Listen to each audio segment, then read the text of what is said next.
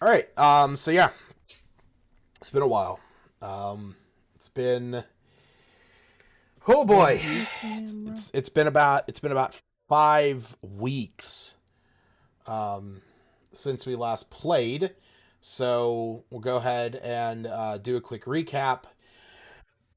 Um, kind of what I was, kind of what I had set up um, during the View last cam. session as kind of the end of chapter one. Um, that after leaving leaving the road to Middle Garden, the group made their way back towards Neverwinter. Along the way, Zash, Nylor, and Iluna went to the Innsmouth estate. It was there that Zash explained to his family what happened with Therum, and it was also there that Zash explained to his sister, Ayani, the whole thing, with a little bit more detail. It was through her powers that they were able to contact Elia, the silver dragon that Nylor knew, and who was a member of the Council of Neverwinter dealing with the cult of the dragons. Talking to her, she explained that there was a rift nearby that had been created sometime in the past few weeks that she could use in order to help Nylor and Zash traverse over to the Shadowfell.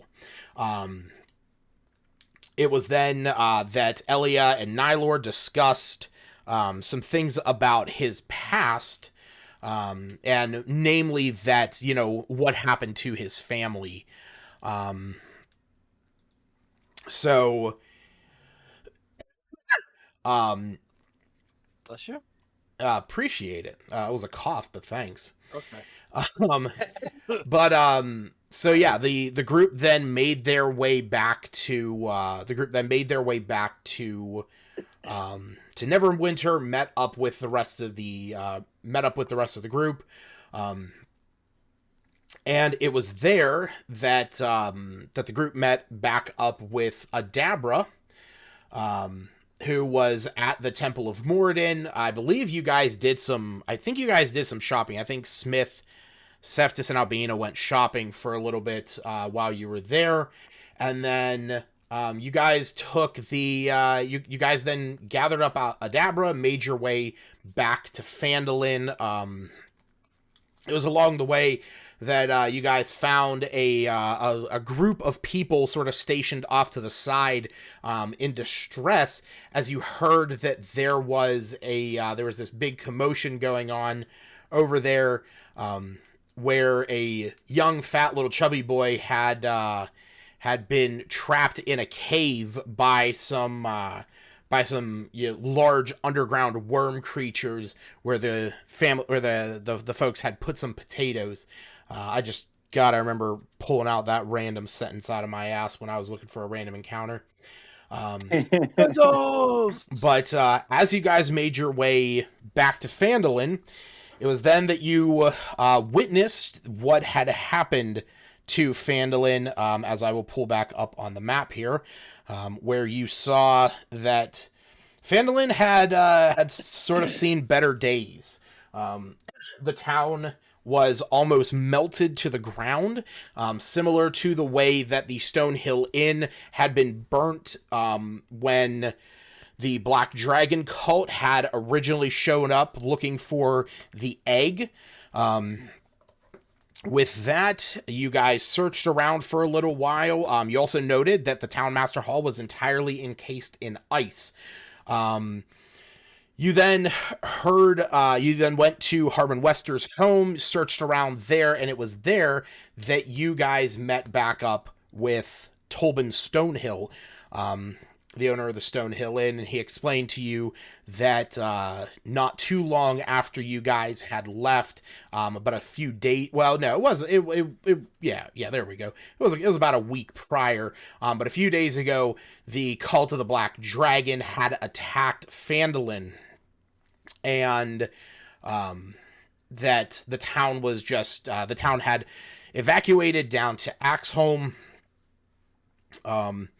So that was the first major part. Once you guys got down to Axholm, you saw that the folks there had taken what they could, had now set up in Axholm as a small refugee camp alongside the dwarves and Vanadar, who were working down here. It was then that you guys learned of the fate of those in Phandalin, learning that Harbin Wester had sacrificed himself in a moment of heroism to protect the town that he adored, granting the rest of the townsfolk time enough to get away and taking down a few of the cult members himself.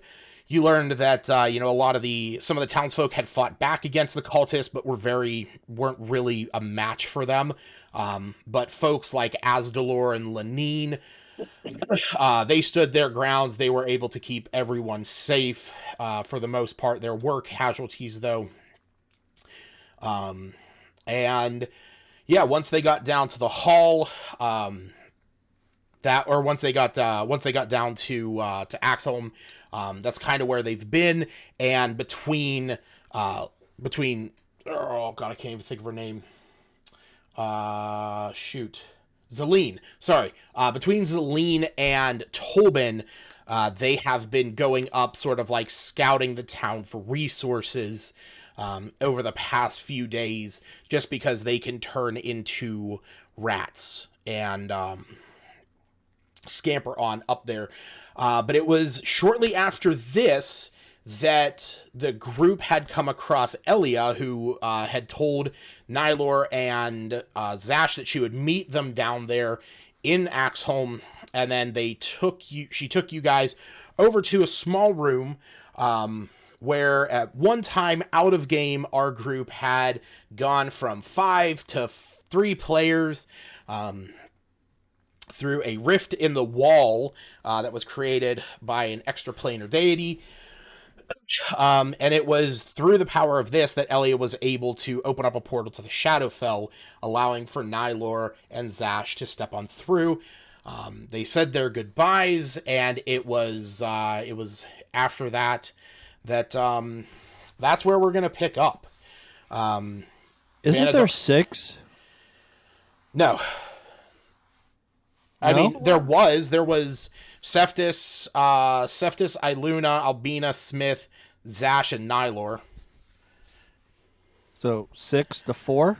6 down to 4, and then Iggy's also a thing, so he's a Right. sidekick.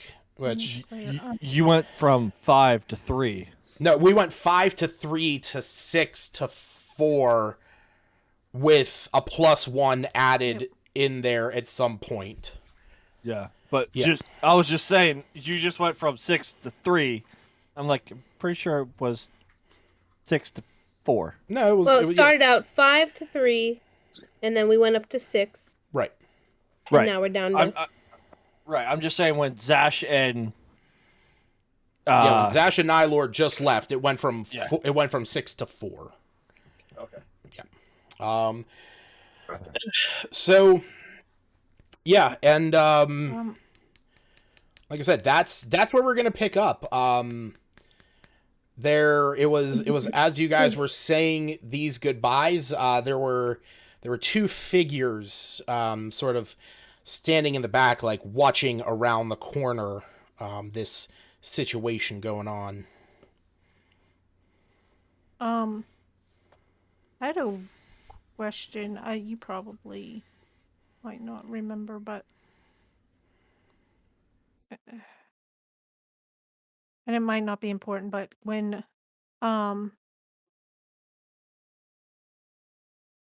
Elia or Ioni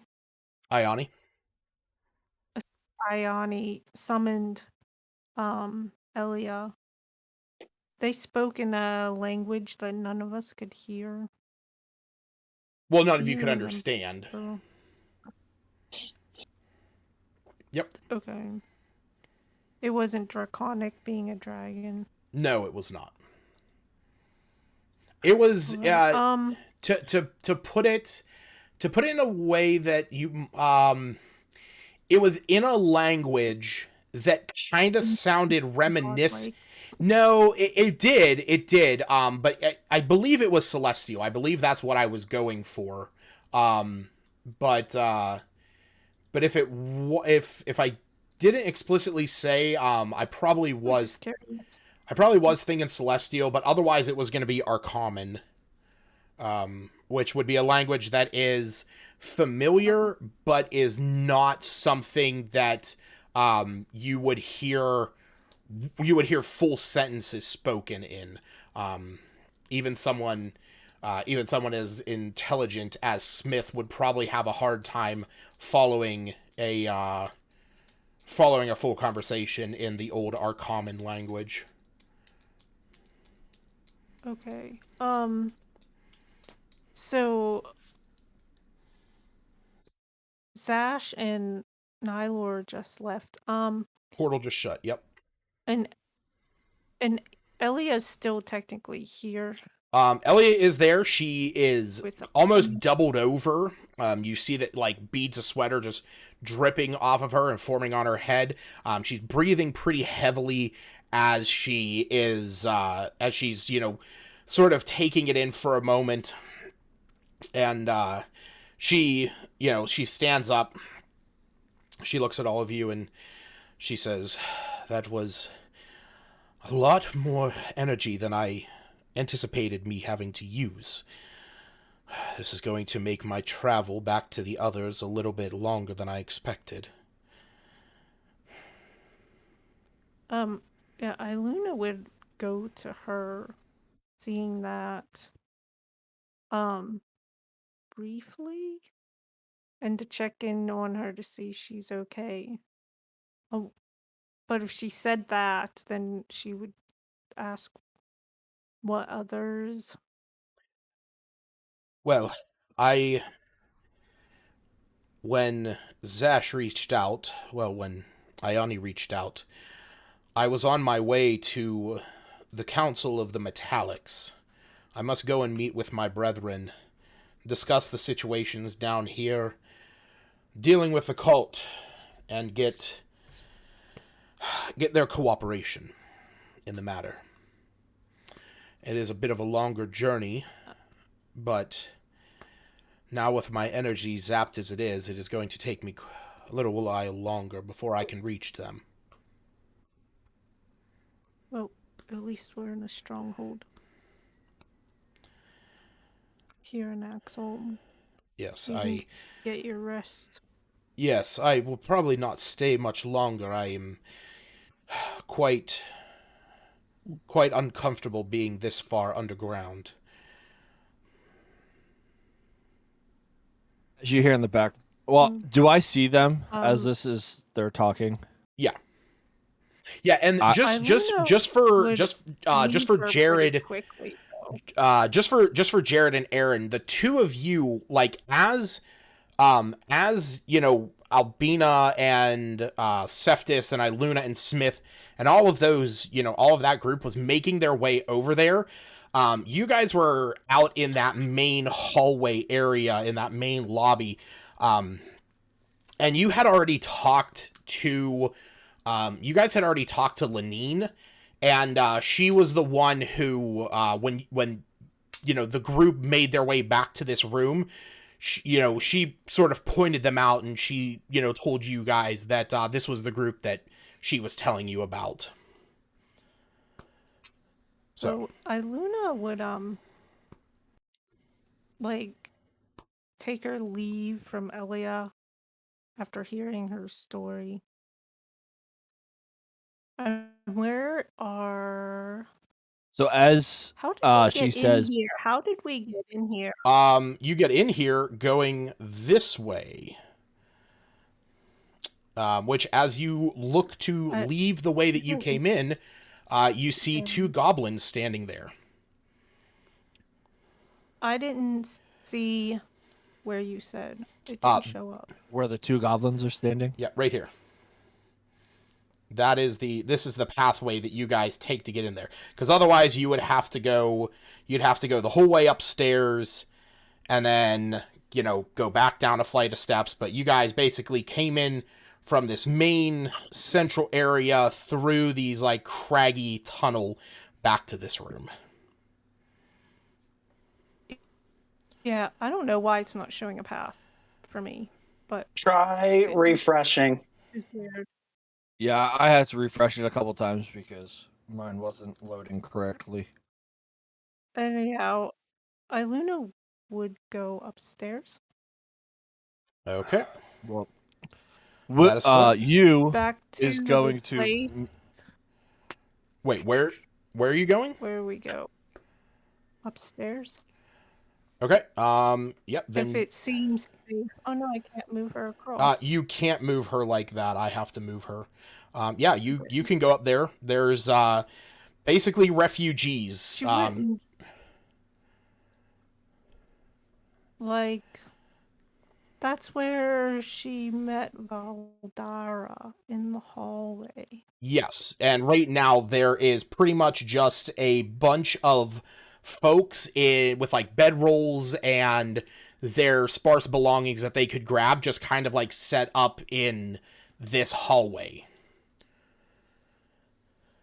Yeah, she's just, I don't know, looking for quiet and solace, and I mean, right now there is I guess is drawn to where she last had an encounter here, even if it was a poor one. I mean, that's pretty much Well, not right. necessarily a poor one. That's pretty much right here in the main hallway, which is where you guys fought Vildara. Like I said, there is. I don't have them on here, but like where these portholes are in there, looking down onto the down into this main lobby area, is just there's a ton of commotion going on, people going about their business. There's really not really a quiet place per se in this hallway. There is, there's people going about their business. Her bedrooms in the middle. Well, those rooms have now been used up as storerooms where people are putting belongings. Like I said, there's a lot of commotion going on in this place. Okay, that's kind of what I was. There's no quiet space. I mean, you've only just gone up the hallway at this point, so.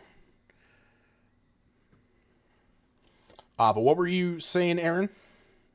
Well, I was going to say when the comment of being down in the down underground, I was going to mention I wouldn't blame you, and I see that you guys have lost 2 of your comrades.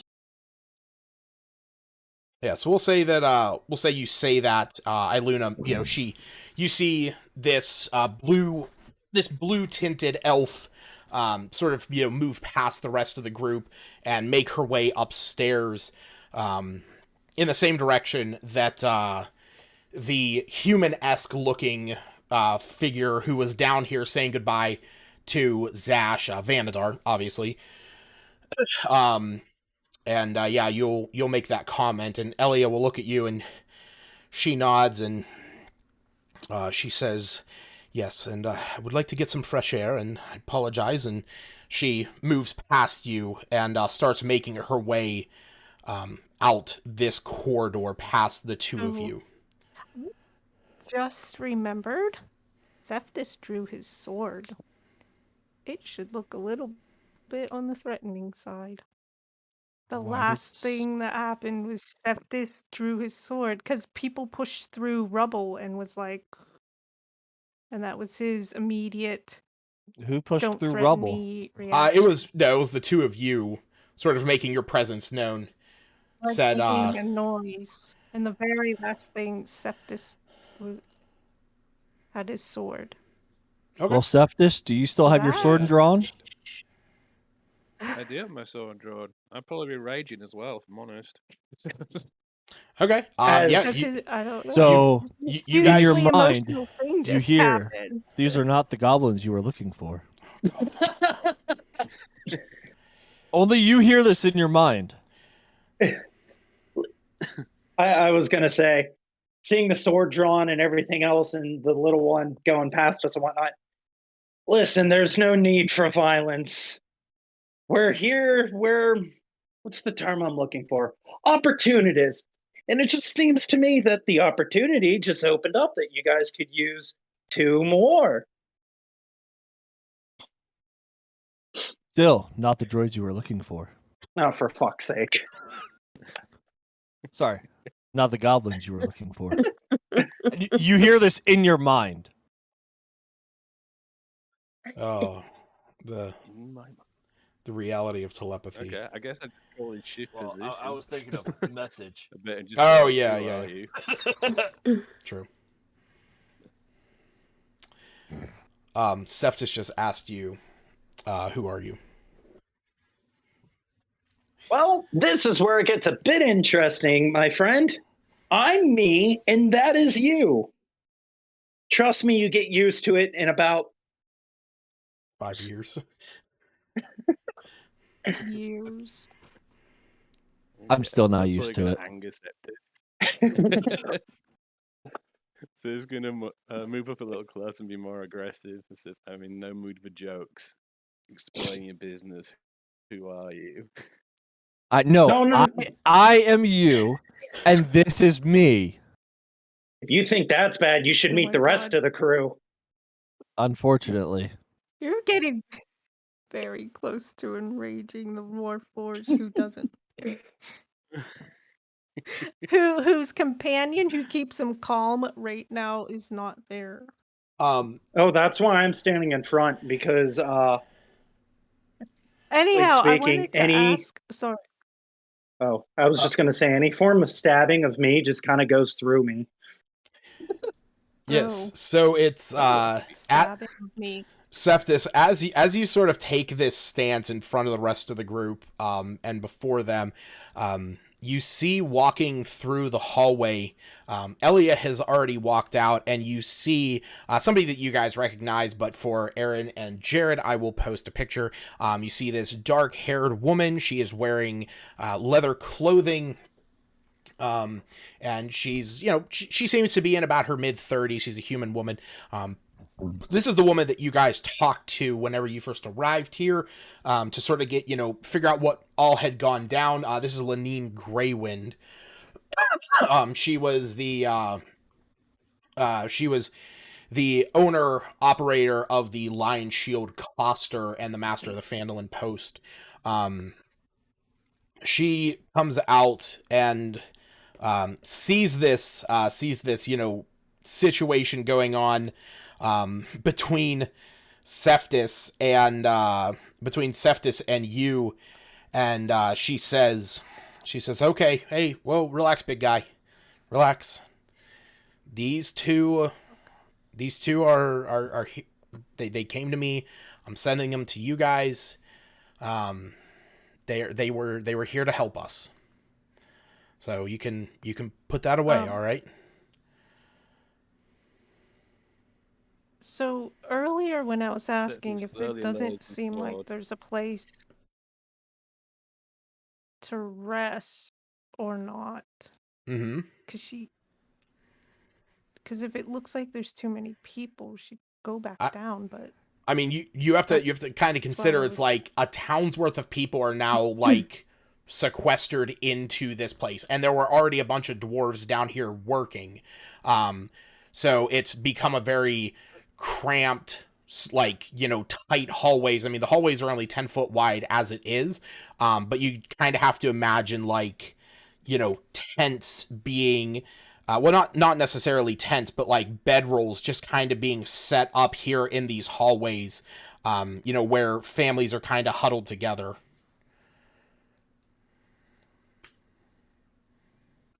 because if it's too busy, I mean, she would, I don't know, push through people and probably get a certain distance and turn around and come back down. I mean, she's looking for solace and she has no idea where to find it right now. I mean, you could go outside if you wanted. Because there's the main stairs. Yeah, but outside, she knew there were lots of people downstairs. And that's Right, I was saying, if you like, I didn't know because I mean, yeah, there's a ton of people in sort of the entirety of Axholm right now, so just wasn't sure where you wanted to go.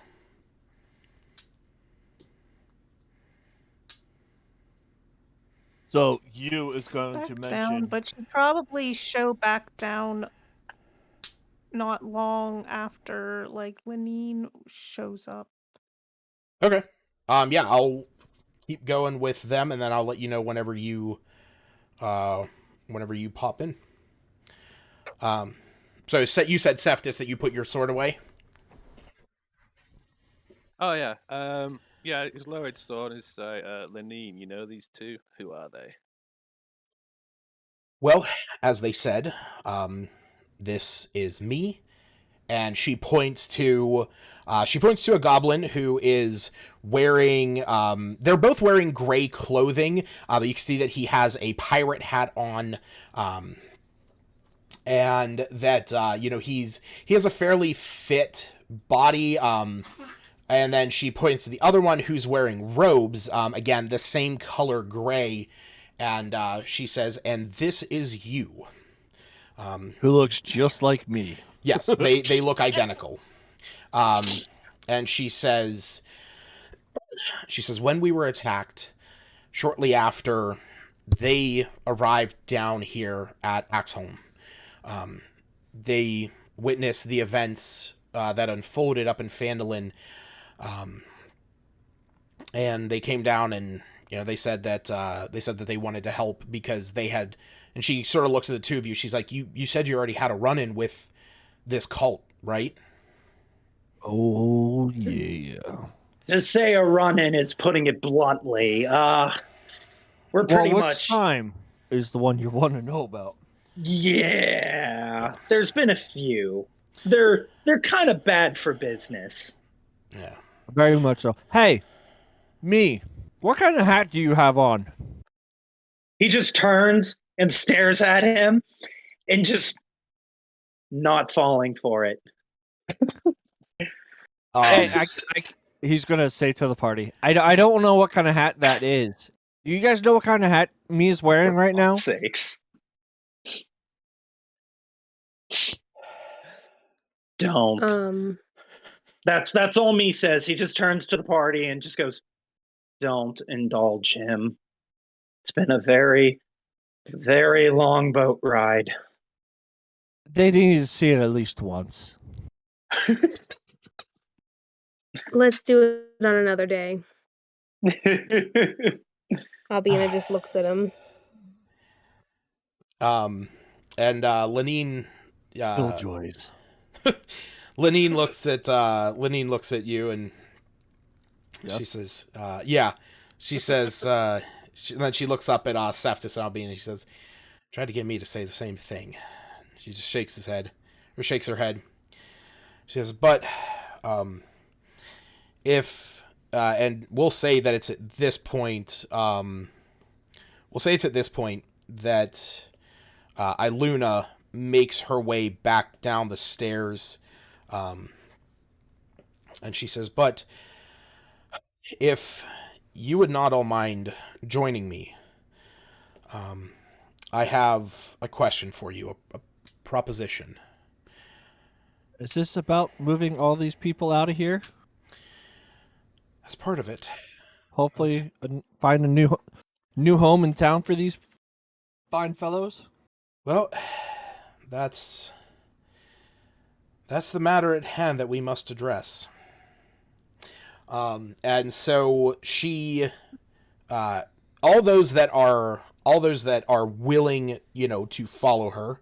I'm just gonna move the party down there just because it's gonna be a heck of a lot easier to do it like that. Just have to do that, and then here.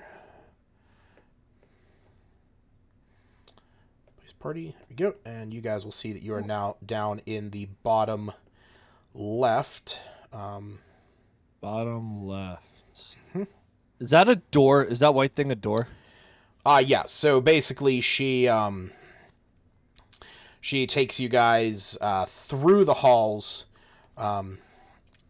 Yeah, here we go. So she takes you guys back out through the ruined area, into the main central area where the town's a lot of like the kind of like central command is set up, where where Asdalor and Tolbin and Zelene are. They're all kind of out here talking to one another, trying to figure out everything. But she takes you through, and you go. So you go in down through a hallway, and you end up into the throne room, where a lot again. Pretty much every corner you turn, there's just kind of people posted up, bedrolls, blankets, food, minor possessions here and there that they could gather from their homes. She takes you into this left-hand room, where you see that at one time there was a stone dining room table that has been pushed up against the wall and is now being used for storage. And then she takes you down into this room, which on the walls has different pieces of equipment, mostly that of kitchen appliances.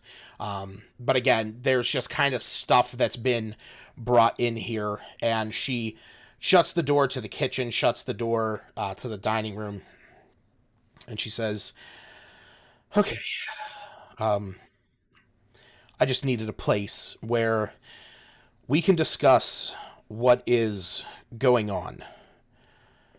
Oh,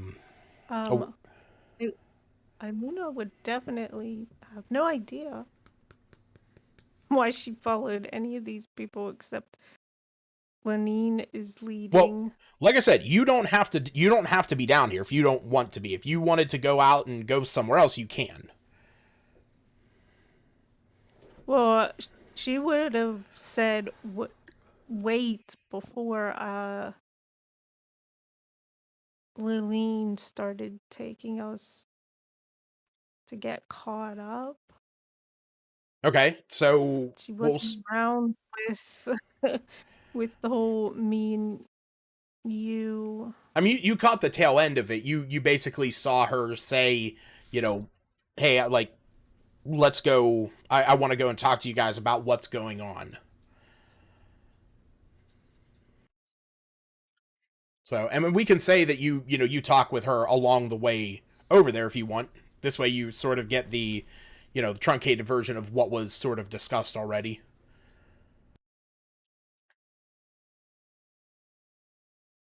And as we are, how long So does it take us to go from where we were to where we are? Minute or two. It's not long. Okay. I mean, it's mostly just like bumping elbows with people for the most part. Gotcha. So as that is going on, whoever is looking at you notices his eyes are changing colors.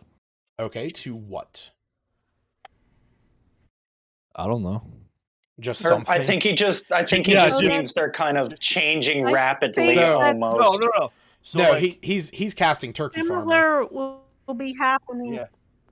No, with but Iluna right now she'd probably be red. She's not gonna stay there. I don't know because we didn't have long rest and the whole rules with how that all works. Well, She like isn't settled anywhere and is phasing through her. But when we finish with this meeting, I'm sure she will calm down. yeah, I'm pretty sure that it's just like at the end of a rest, but I mean, we can say that you switch over to red. Well, I don't know where she'll settle, but right now it's been like 2 minutes since her friends jumped through a portal and a dragon left them because she doesn't like being underground. There we go. Oh. So yeah, as you guys get in there, like I said, she shuts the door behind you, and I think Iluna will be trailing Lou open. behind just a touch because she wanted to say something to Maggie to assure Maggie they're not leaving until, like, without saying goodbye. okay, that's fine. Yeah, you can say that. We'll say that you're, Lanine's pretty much standing there, like, kind of glancing out the hall, like waiting for you because she thought that you were just, right behind everyone else. She sees you. Yeah. Mm-hmm. And, once you're in there, she goes over. There's a small chair. There's a small chair in this room that she takes a seat in, and she just breathes real heavily. And she looks at Cephas and Iluna, Albina, Smith, and Iggy. She says, I have to say, it was a bit rough there. It was a bit rough. A lot of these folk, I didn't realize how much a lot of these folk look up to you. Till we got down here and the questions of where you all were started coming up. Harbin really appreciated all of you. And we have an opportunity here. These townsfolk are looking up to us. They see you all as the ones who are going to put an end to this, rise them up, and we need to figure out how we're going to do that. Because I'm sure, as you all saw, while we fit in this dwarven fortress, this is not the new Phandalin. And from what Zelene and Tolbin have said, the scouts that we were able to send up to Phandalin to bring as much back as they could, it's going to be weeks before the town is even serviceable. With all that caustic stuff that pretty much melted the wood, we'd have to pretty much chop down half of the forest around here just to rebuild what we had. But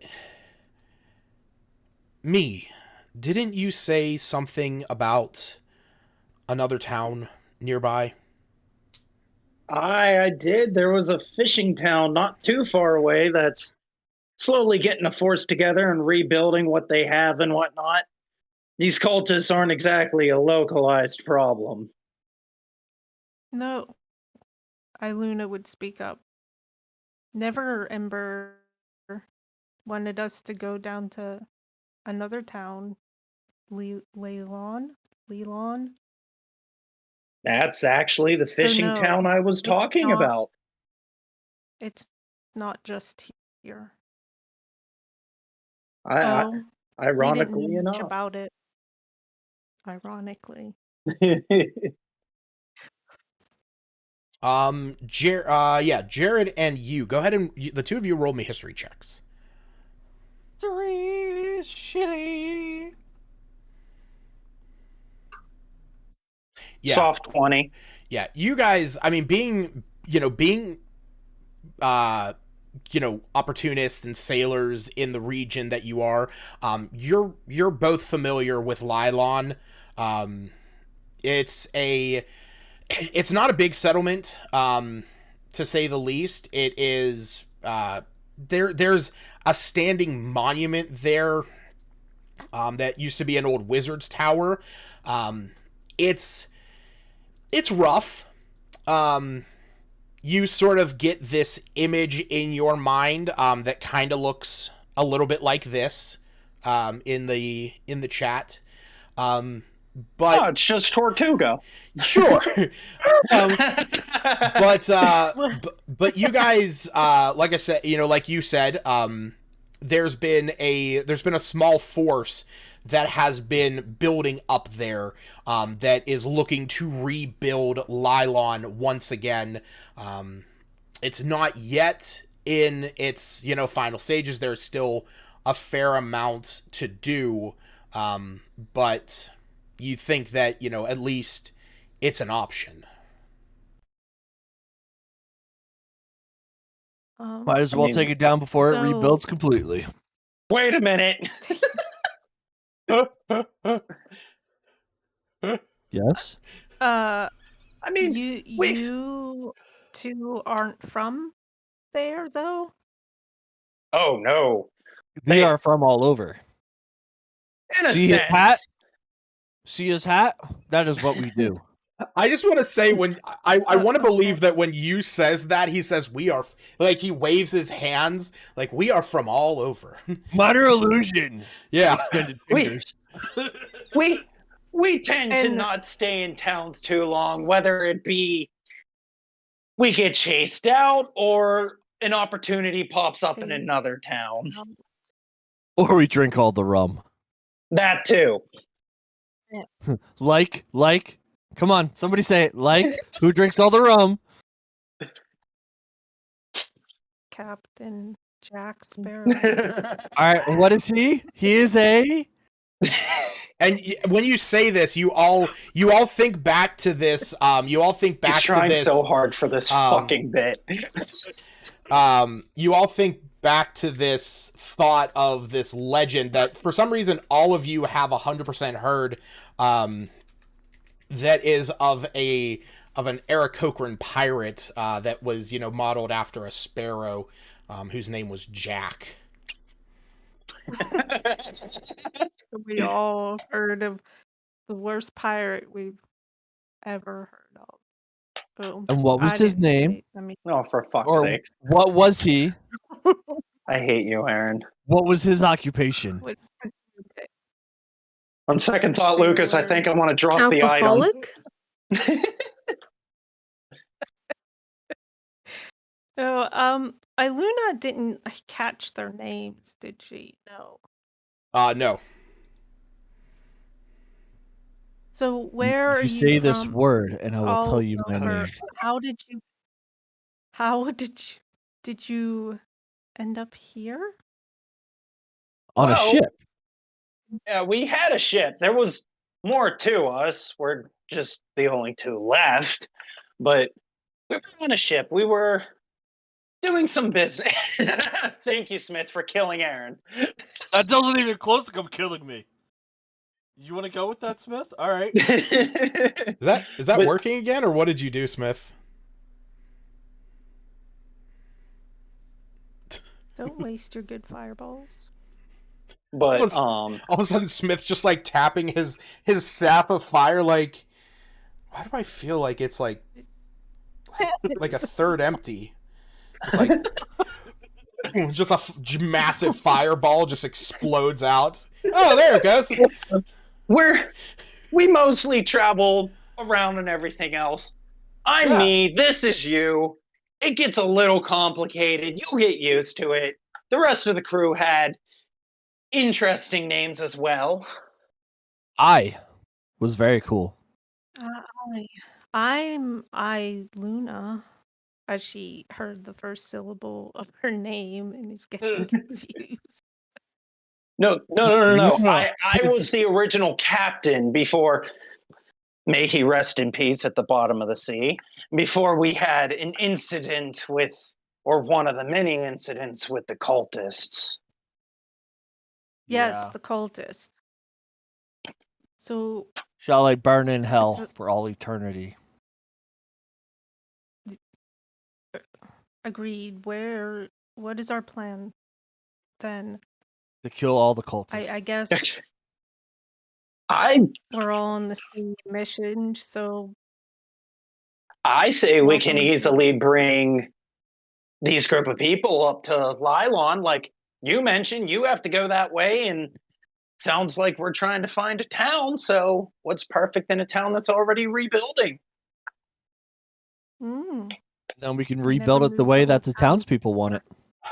And she, you see, as you're all saying this, Lenine stands up and she says, well, the only issue with that is there's a bit of a it's a bit of a trip, to say the least. That's what I thought.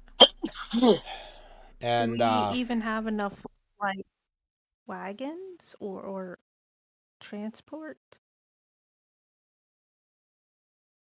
let me think. It's crap. I never remember this one statistic. I mean, if it's safety that you're worried about, for a price, or at least me and my partner here, are willing to venture forth and kill some of the monsters out there. And when you say that, she nods and she pulls out a map. She says, I was not familiar with the town you were talking about, but I talked to Asdalor, and he informed me of where it is. It would be a journey to get out there. He said it's actually not that overly difficult if you take some less traveled overland pathways. He says that you'd be able to reach it in about a day. Unfortunately, trying to move as many people as we have here, it would take us about 3 or 4 days to get there, because we would have to travel by road. There's not even a question for us to try and cut across the countryside, especially with what we have and what we need to move with. Beyond that, we also have to worry about wagons. Luckily, Elmar is able to procure us some wagons, being that he has a contact not too far from here. But that's even going to be another day or two before we hear back from him.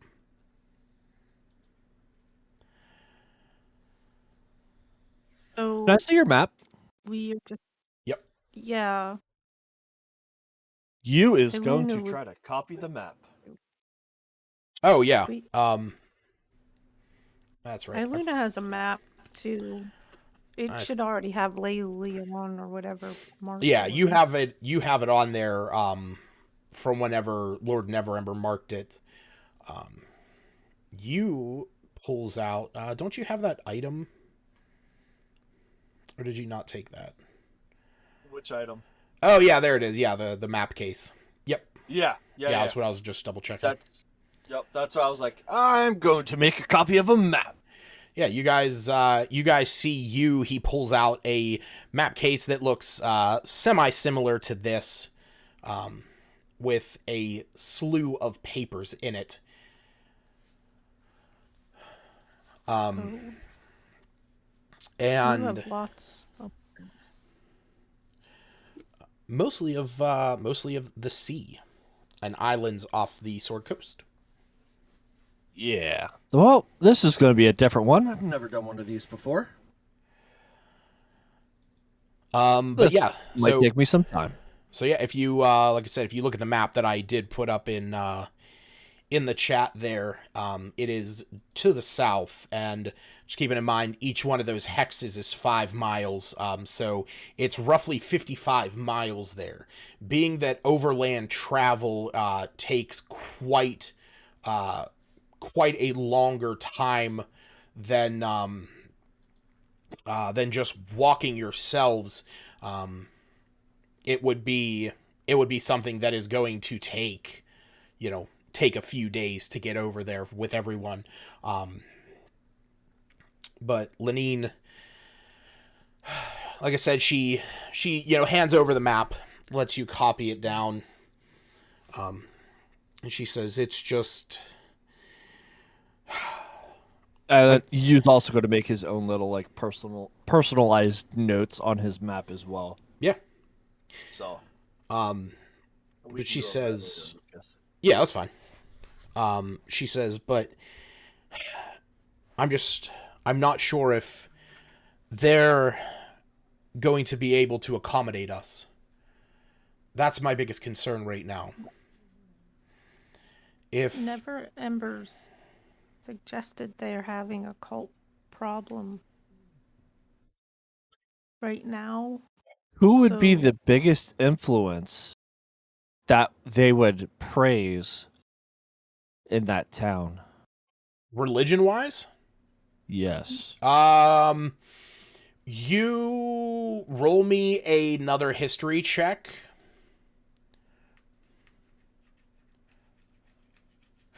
You don't know. I mean, you can. They're like religion kind of varies depending on where you are. Being that it is a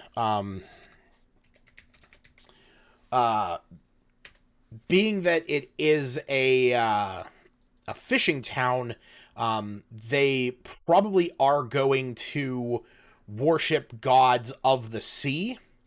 So Neptune. Poseidon is definitely one of them. I was going to say someone more akin to I believe Umberly is who I'm thinking of. She's not any of our patrons. Yeah, no. I mean, Umberly though, she's a very chaotic, evil god of the sea. She's actually known as the Bitch Queen. But it was she kind of has like a connection with some of the other gods that are also worshipped as part of nature, sort of going up to the top of Sylvanus, who is he's like the father of nature within the Faerunian pantheon. I'm trying to remember what.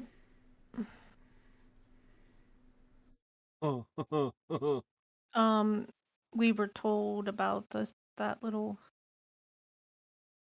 town.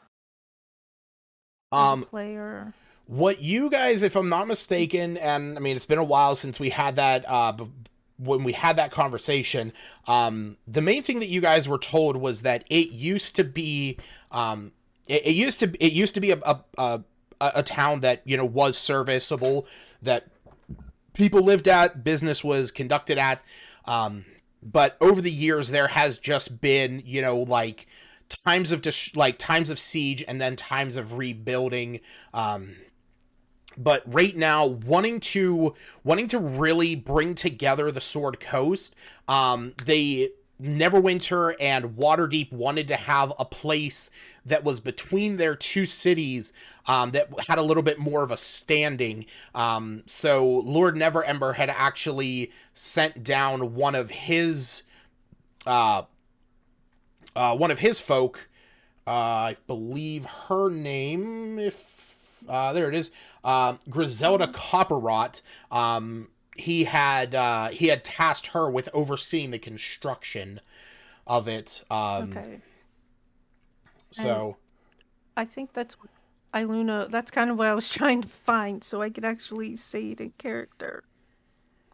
That he, Neverember gave us a contact. There were two of them though. There was a person who ran a store. oh, you might be thinking of Aubrey Silverspun. No, I can't find my notes. I don't know who Aubrey Silverspun is anymore. Then, no, that is it. It is Aubrey Silverspun. Yep. Is that it? Yeah, he runs Yes. Aubrey's Peculiar Shop. It's a curiosity. Curiosities dredged from the ruins of Lylon. Yes, our two contacts. Griselda and Aubrey, who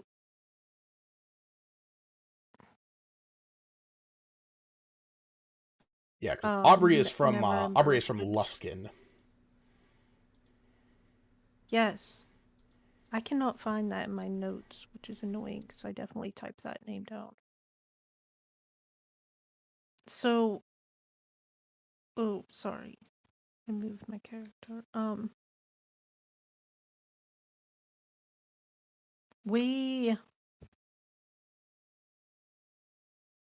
Are we as supplied up as we can be?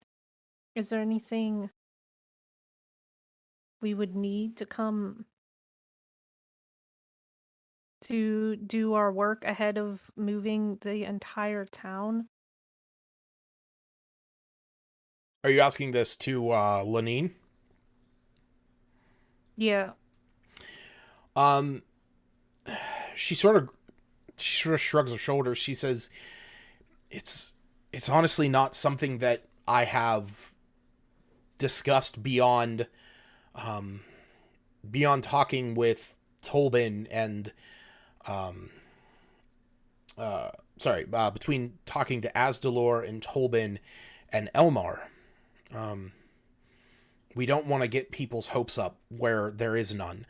We don't want to tell them that there's a town a few days travel that we can help with, and that we might find residency temporarily or permanently, albeit to the wants and desires of the folk. But we don't want to cause any more chaos than we need to yet without knowing full well what we're looking at. I'm not going to lie. When me and you showed up and they mentioned this town when we first talked about everything that was going on, I had my fingers crossed that you would all be back soon. That it would be something for you to head over there, find out what's going on there, see if it's something that we can help them and they can help us. And if it is, great. We can talk with Elmar's contact, get a few extra wagons down here, and we can go from there. I have to send word up to Harbin's brother. Whose brother? She already, and I'll just say this because your character would know. It's Harbin Wester. He was the town master of Phandalin, and he's now dead because he sacrificed himself to kill a lot of the cultists, and Oh, him. yeah, him. Um, but um, but yeah, she says I need to send someone needs to go up to Tybor's camp and inform him of what's going on. Honestly, it's probably not the worst to go up there, let him know what's going on, because he would have wagons up there and he would be able to get them down here. I just don't know where we should start. I feel like that should not be too big of an issue. Tybur never really wanted Tybur never wanted what his brother wanted, but he needs to be told what happened, and we have just yet to collect ourselves enough to handle that.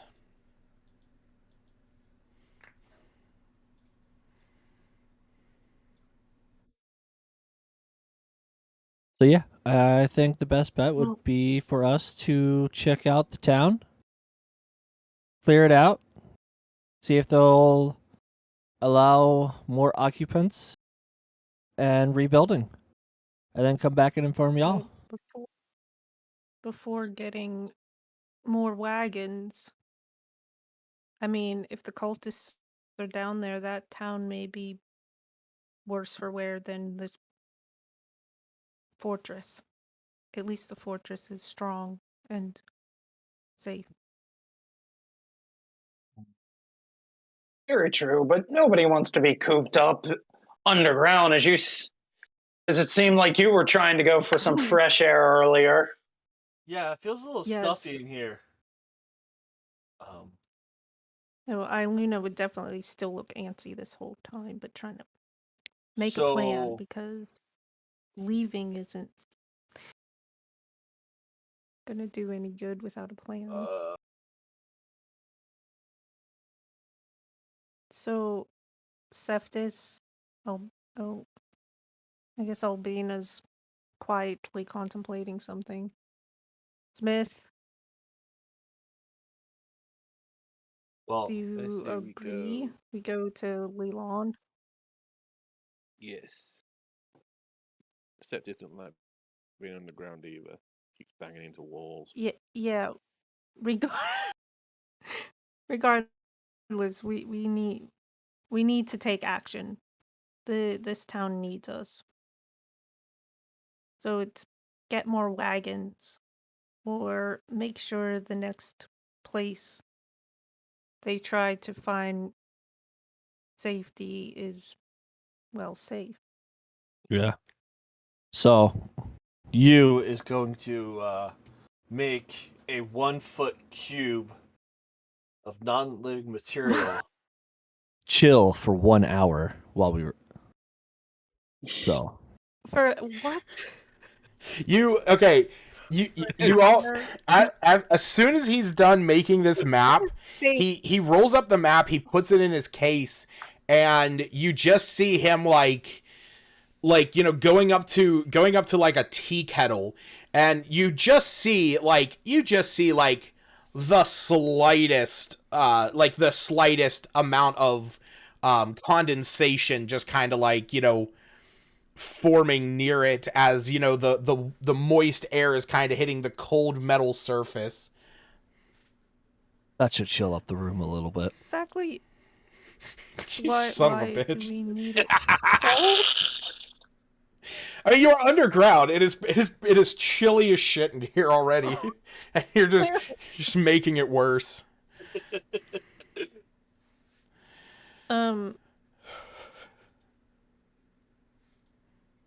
So there are no supplies that can be spared on our journey. I mean, it depends on what you need. I know you need almost everything. I don't need no stinking supplies. We hope to not have stinking. Out of game, do we actually need anything? I have all that I need. No. As he rests his hand on his sword and his other hand on his hand crossbow. I have everything I need. Ooh, you have a pretty cape. Can I see it? Oh, for fuck's sakes. He's going to walk over to Albina. Iluna. Aluna. He had a stroke. And take a look at your cape and be like, huh. He's going to look at his for a second, look back at yours. He's like, hey, our cloaks match. Would you look at that? I'm an actual elf. Yeah, oh shit. What? She says she's an actual elf. You're an actual elf? It wasn't meant to be a fight. Why is an elf? She's clearly an elf. Changed colors. I'm a real one, damn it, and you're not. That's what she's saying. That's his chuckles. If he was talking about the cloak of elven kind being the same. Oh, absolutely. Yeah. Absolutely. But it served my friend Zash quite well when he needed to use his. I was just mentioning I have mine's very similar to yours. That's all. Mine just looks like yours. We can stealth together. Me will kind of lean over to Albina whenever she said about she's actually an elf, you're not. Me will lean over and just go, truth be told, I have no idea what he is. Alvina just kind of smirks and looks over and has a slight smile on her face. Me. Yes. When you lean over, you have this like back and forth with Albina. You notice something on her side. You notice a weapon. It's an axe. Immediately you recognize this. This is a goblin killing axe. It is God. a notable axe, known as Goblin's Bane. As me will kind of look down at it, look up at her, pull on like the collar of his jacket, and just go, "Listen, as long as you don't point that thing towards me, I've done my fair share of killing my own kind. But just keep that away from me." Alvina will just laugh and answer back to him in Goblin. No worries, little friend. This is only for hostile people. Goblins, I mean. As you say that, you is going to look at you. Iggy standing. Yeah, Iggy is also standing like right next to her. Like right there. Iggy Like knows. her little best friend. Iggy looks over at the two of you, and he's like, yeah, she's the new boss. All right, last one jumped in a hole to a realm of darkness and misery. But no, my girl Albina here, she's good. She's good people, and she does then say, he says in Goblin, which I believe Seftis is able to understand. Actually, I think the only people that can't is Iluna and Smith. But he says in Goblin, he says, yeah, these are good people, and yeah, we're gonna put an end to this because we gotta. He looks at the two of you. He says, our people got hurt in this mix. A bunch of good goblins got hurt in this mix, and and people that we know, very good people, got hurt in this whole thing as well. And he puts his hand out to fist bump the two of you. Albina? Well, I was gonna say to me and you. Okay. You and me.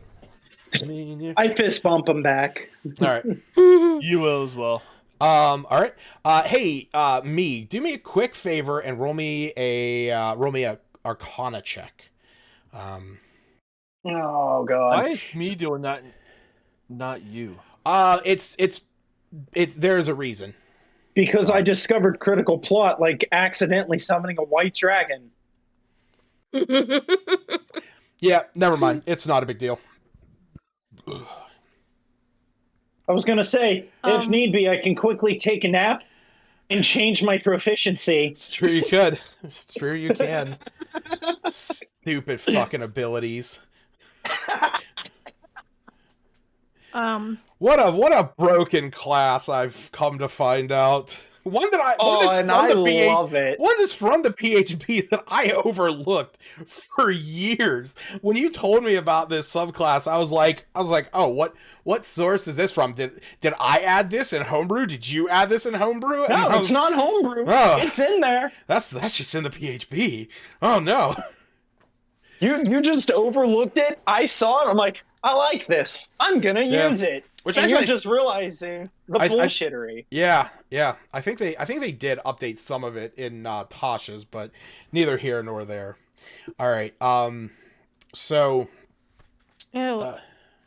I was gonna say, Iluna would, after these brief introductions, say, "Oh, they are not brief." Walk up to Lenine.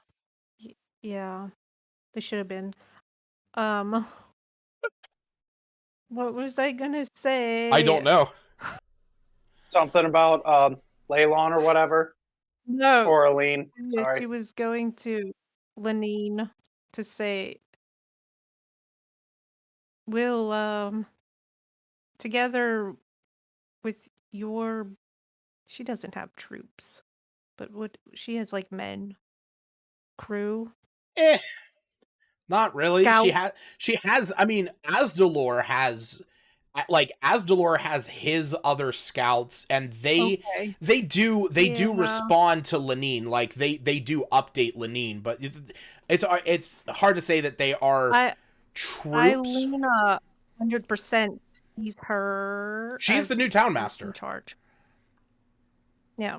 Yeah, I mean, So Harbin Wester put her in charge when he went and immolated himself.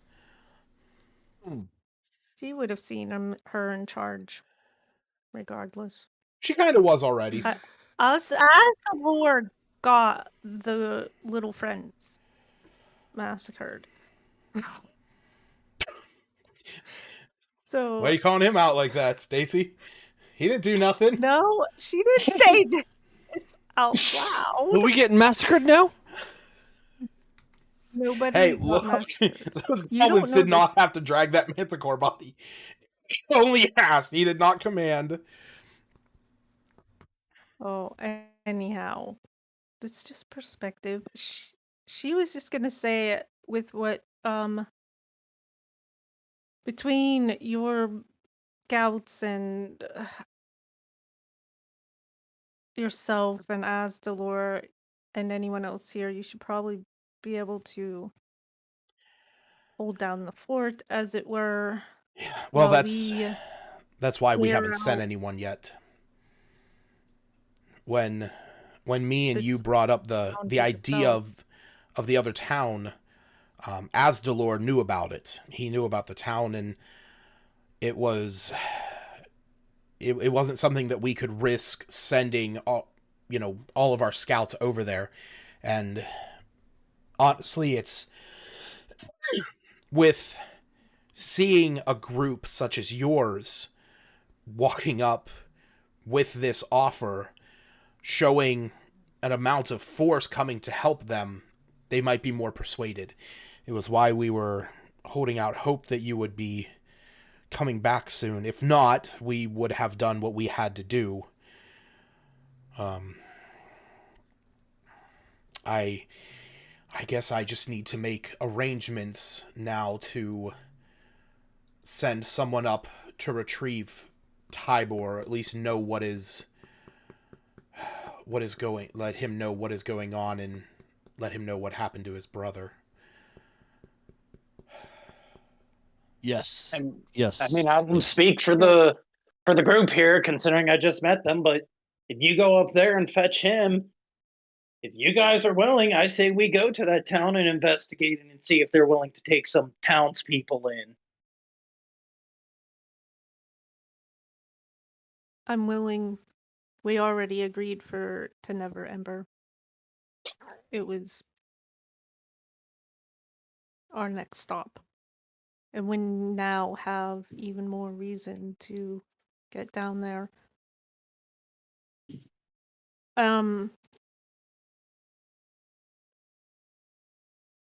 Iluna wants to, I don't know how to word this, but Laline, you'll be able to hold down the fort here. And I would like to say some goodbyes to our friends here before we depart. Okay. Yeah, you can go about. Who did you want to talk to?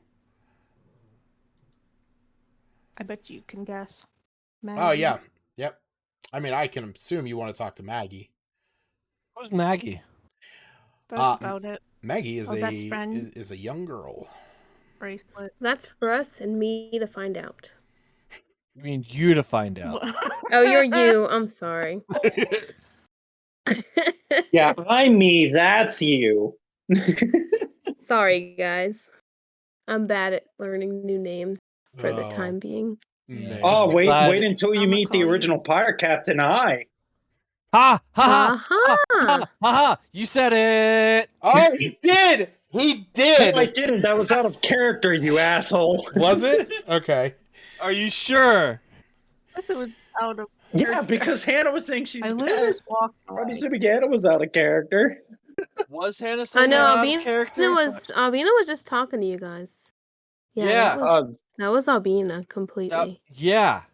As I So speak out of a character saying That's that it now. then. As soon as he says the word, he immediately stops himself before finishing the sentence. As soon as he says pirate, he goes, son of a bitch. somebody would say it around here. So yeah, Hold on, I have to scroll and see which one number 2 is. Yep. Because it's Yo somewhere in ho, my yo notes. ho, a pirate's life for me. Oh, there's the second one. Notes. How many? There was only I get 3 charges. Yeah. I just wasn't sure. I just don't remember where the rolls are or the chart that had the rolls.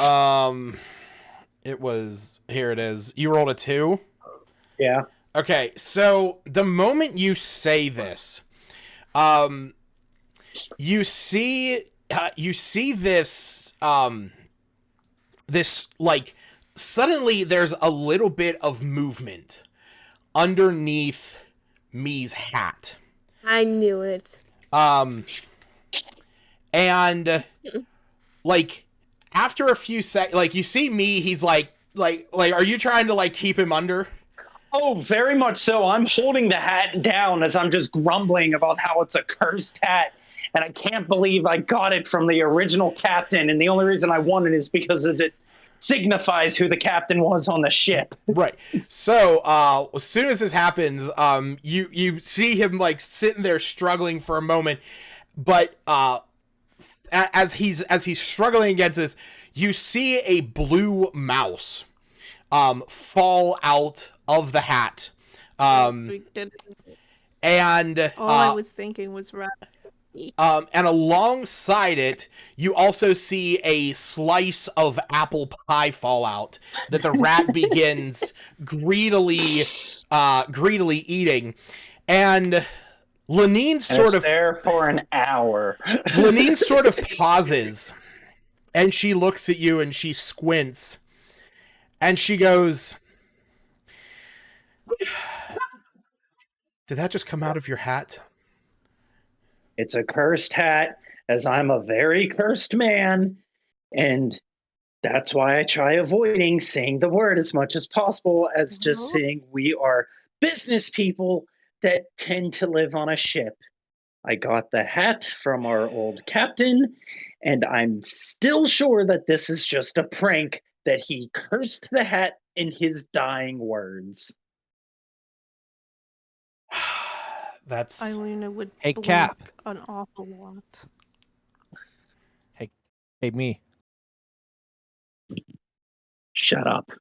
You realize I can take that curse away, right? I'm aware, but for now, it's about the only thing we have to honor his soul. It's true. You're a good man. Iluna would pop out Piper. Hey, I've got a rat too. That's not the only rat. Piper jumps down, sees the pie there. Pie. You see the pie rat. He's eating, and he just. That's the whole freaking joke. That's the joke. That is the whole joke. That's why the command word. Get it? The command word for the hat is pirate, because it is the hat of vermin, and we tweaked it slightly because it's supposed to be like rats, frogs, anything that isn't hostile and just acts like that creature. But we tweaked it to where the command word is pirate, and it only summons a rat with a slice of pie. Yep, and the reason why he rolls a d6 is because it can be one of 6 flavors. The 6th one not even being a pie, technically. Because it's a cobbler. Mm. That's is it going to give us extra? joke. Now, every time we say this word, is it going to give us a piece of pie? A new one? It might. It's a d6 every single time. And does this little rat come over to us? Like, can we... Maybe my My Yeah, companion it would like only to meet took me it. an hour to get that done. My cat rat- Rafa might like it. only exists for an hour and then poofs back into the ethereal plane.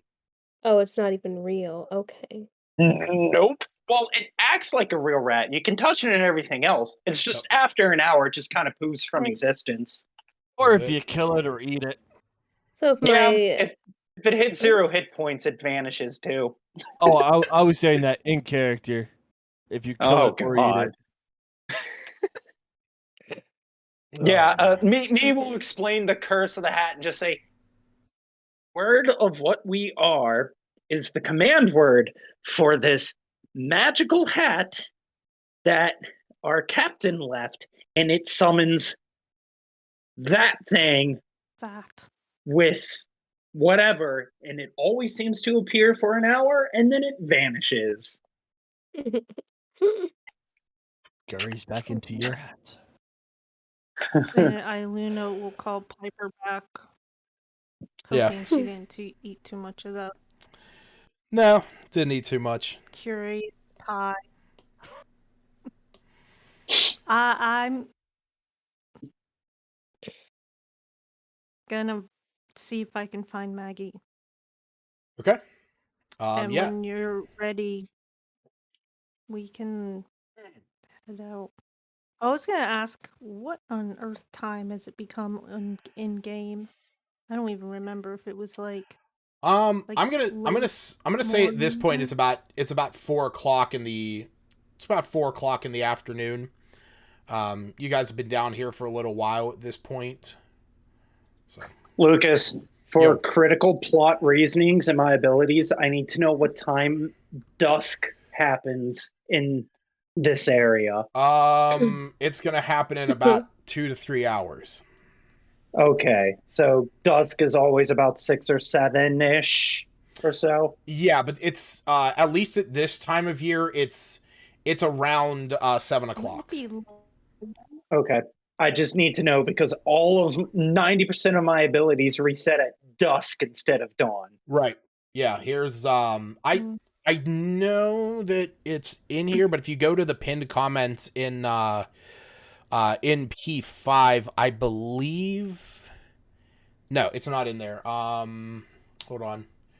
Here we go. Copy. Add the calendar up. Yeah, here we go. This is here's the link Okay. to the P5 calendar. It's currently the 4th of Kythorn. It is now the time of flowers. Yeah, I just more or less needed to know like time wise because if I use a charge mid battle and then it hits dusk, I get the charge back. Oh yeah. We're not going to get into that. we'll address that when the time comes. It's like, well, what seconds was it? I cast this 5 minutes ago. Would it be dusk now? I love this pirate. Is that Rizzo? Is that rat? Because that's the rat from Bear in the Big Blue House. Yep, it's Rizzo. Yeah, that's what I thought. Because I know love you. Because I was thinking, Ratatouille when it came out of his hat with food. Oh, yeah. I guess that would be another option. Now, when you say pie, you're not in. Let's see. You're not excluding like what we call pies, as in pizza. So he can come out with some pizzas. I mean, not technically. I mean, there is. In the technicality, sure. But in the D6 that I have, no. Right. In the D6 that we set up, this is. You need to have a savory and a sweet side for each number, okay? Yeah. Fix it. All right. So yeah, you wanted to go over and you said you wanted to go over and talk to Maggie, correct? Yeah, she's gonna walk out. If she sees Asdalor on her way, she would go up to him and just say, "You're going to keep these people safe till we get back." It isn't really like a question. Yeah, we're gonna do what we can. I'm not saying that we're gonna. I mean, this isn't my forte. Hunkering underground and staying here. I gotta get out in the fields. I gotta make sure that these whatever the hell attacked us isn't coming in. The scouts are already pulled thin as it is. This was a lot easier, whenever we were just tracking down that midwife of yours. That was quite an adventure. Yeah. But when we're gone, you might be one of the strongest sources they will look to. Yeah, I know. That's what I'm afraid of.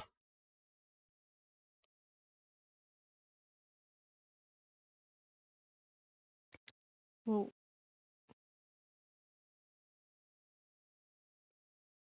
So I guess since you all said your goodbyes, we're off. Or sorry, didn't mean to intrude here. As the other goblin fellow over here said, she's the boss. As he kind of gestures towards Albina. Okay. Yeah.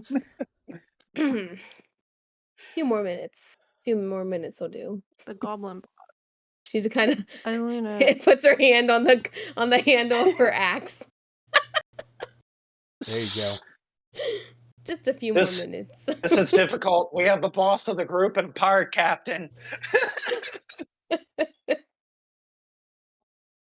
Okay. So yeah, you go over. You see Maggie. She's sitting there talking with. You see that she's talking with Zelene. For those of you, and I guess I should. Properly introduce our Zelene. Yeah. Well, I was gonna say I should do this. So for Jared and Aaron, this is Asdalor White Fang, and then this is Zelene Varnaster. You guys have he's also sitting there, Tolbin Stonehill, and with them you see a young girl. Who's probably about 18 years old. I know that this image has elven ears, but she is human. She's a little bit younger than what that picture depicts, but I just always loved that picture. But he was polymorphed into a cow. It was a cow. She was. Metagame wise, I've heard this story. Yep. But the whole group vanished. yes. Oh shit! I pressed the wrong button. Just Iggy and. There you go. I mean, I had that ability to vanish, but I didn't think I used it. I don't know why you guys were on initiative. That's what I was trying to remove you from, and I clicked the wrong button. Oh. Initiative. Albina draws her axe. Yeah. Oh god! Welcome to the group. You cast Fireball. All I have is a cursed black blade. Everything I owned is cursed. So like I said, we'll say you go up to you go up to them, you see she's sitting there next to Zelene, and you overhear her saying something, and Zelene is standing there, and she says, absolutely not, child. Absolutely not. No, it is out of the question. And Maggie's standing there, and she says, but I want to be able to help you. I want to be able to help you and Tolbin. She says, child, this is not up for discussion. Please, go spend time with your friend. And you see that she points over to where you see Ander and Thistle moving some stock for Elmar. And Maggie comes over, sees the two of you, and she goes, oh, well, my other friends are here. And she, kind of, turns her head from Zelene. No. Maggie Celine has your best interest. We trust her. Albina's gonna just kind I of know. go over toward her as well.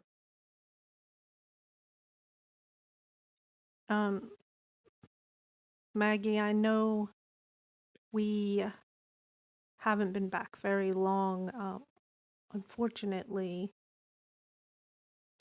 To help keep Phandalin safe, we need to be on our way. What? I always have my bracelet with me. But you said that you weren't And going anywhere soon. He lied to you. I Albina's gonna kind of interrupt and just say, "You know what? I'm sorry We didn't you realize." Go ahead, sorry. feel we're going to stay longer, but as the town is destroyed and everything that's going on, we need to make haste and keep this area and the surrounding areas as safe as we can. But the fortress here is strong, and she'll wave towards Asdalor. I assume Lenine is nearby, and Elmar and so forth. They will help keep you safe.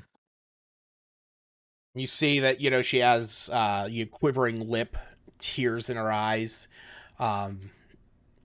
She Albina's says, gonna pull out her Prestidigitation. mim cat, Wipe those and tears she's gonna away. have him transform to the way her previous cat was, and just say Okay. here, and just let her hold him for a little while she's starting to cry. She, Can I wipe those tears away? how are you doing that? Prestidigitation. Yeah, with touch. What the fuck is going on? Wait, is my caps lock on? Oh, it is. Maybe. Jesus Christ! Oh fuck! I was trying to access something on OneNote, and like it kept saying my password wrong, and I'm like, it's not wrong. What is going on?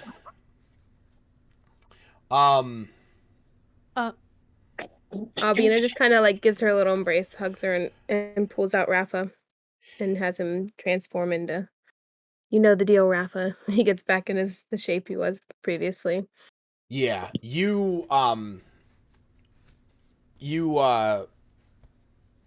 her Rafa. Rafa transforms into a grayish cat. And Maggie looks down and she says, oh, looks like Maisie. You can play with him for a little. Yeah. I just wasn't Elena expecting will you pop to, out to leave so soon. her bloom crawler and get out her bag. We discussed this whole plant thing before, but it's been so outrageously long. Can update the details later, but she'll pull out a small potted plant and say, this will grow another one of those. Just like Solnasha. So something to occupy you and your friend. Thistle, oh my god. Is that her name? Who? Can make sure it grows big and strong, right? Thistle and Ander. Oh, yeah, yes.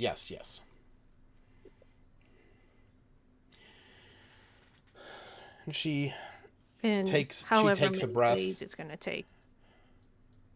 Because I don't think I ever showed Jared, but for those of you curious, this is what she is referring to. It is a bloom crawler.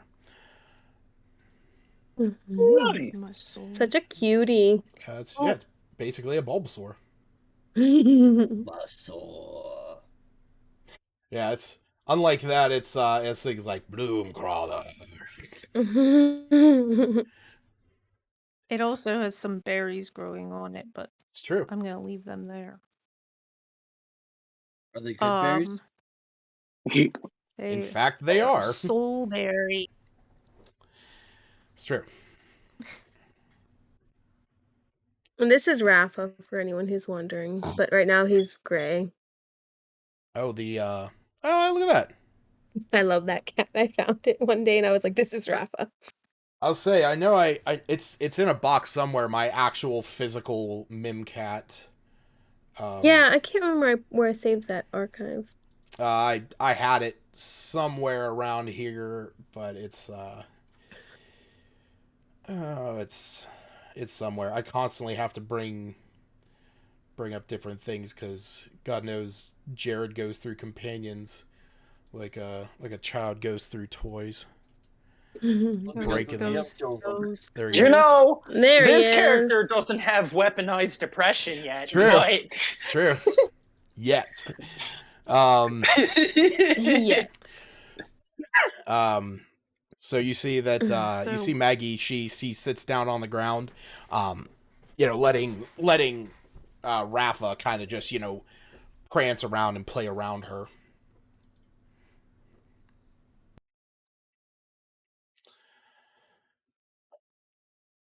And Bina's just gonna hug her and kind of just whisper to her, I promise I'll keep in touch more often and try to talk to you every night. Once a week. Or I should say, talk to you one night once a week. Once a week? You know much happens in a week? I know. I mean, I'll try and get in touch with you. This is all right, kid. She nods and she says, I know. A lot of the adults, they talk about everything you've done for the town so far, and I'm really happy to have met you all. Sometimes I don't have the ability to reach out to you because I'm using other abilities I have to protect me and the gang. So I'll do a better job keeping in touch. And I just kind of pat her, like rub her on her head, just like on her hair. She nods. Very lucky that Zash took that hell ball off of you. Gave you your life back. Yeah. I wish I knew what a life was. Oh my goodness. Was that in character or out of character? Because Albina's gonna need to know. That was in character. Albina's just gonna look over at you and glare. Not the time. And hold on to her little axe handle. Oh my goodness. Oh, threatening them. Let the child be. Albina is very protective of children, if you haven't noticed. When you As you say that, I am going to transform into our pirate captain. Oh God. All right. Yeah, you guys.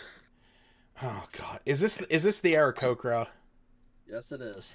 Oh my God. As he transforms into that, even me will turn his head because he's not even a fan of this transformation. All right. Yeah, you see. You see in a bit of a whirl.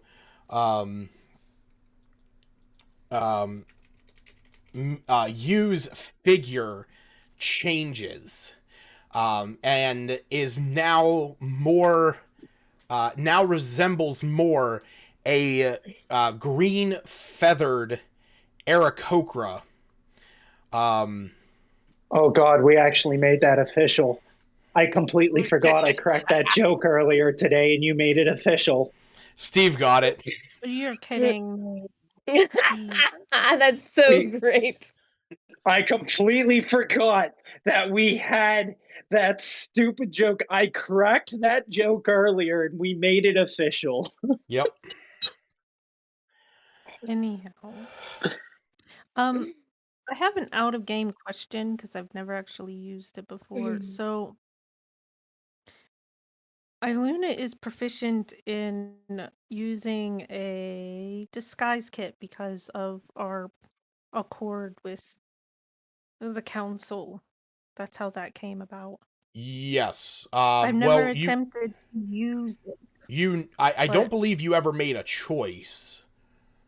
Huh? Yeah, I'm looking at your talent rate now. You never chose which one you wanted. No. No, Why do I have proficiency with disguise kits? I saw it the other day. Oh, I that's saw weird. it when I was looking through shit. Yeah, for some reason it a wasn't lot. listed. Okay, but no, that's fine. Yeah. Oh, you know what you did? And I bought a disguise kit. You went in and you actually added a disguise kit as a custom proficiency.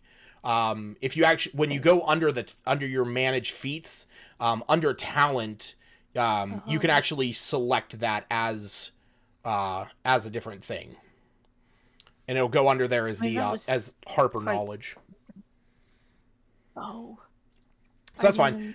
Yeah, it's fine. It's all the same. You can just I reload your page. I adjusted it for you. This way it's tied to the feet. But yeah, so pretty much the way that would work is, since you have a disguise kit, you can it's a collective of different cosmetic items that you can use to create a disguise, and you are proficient with it.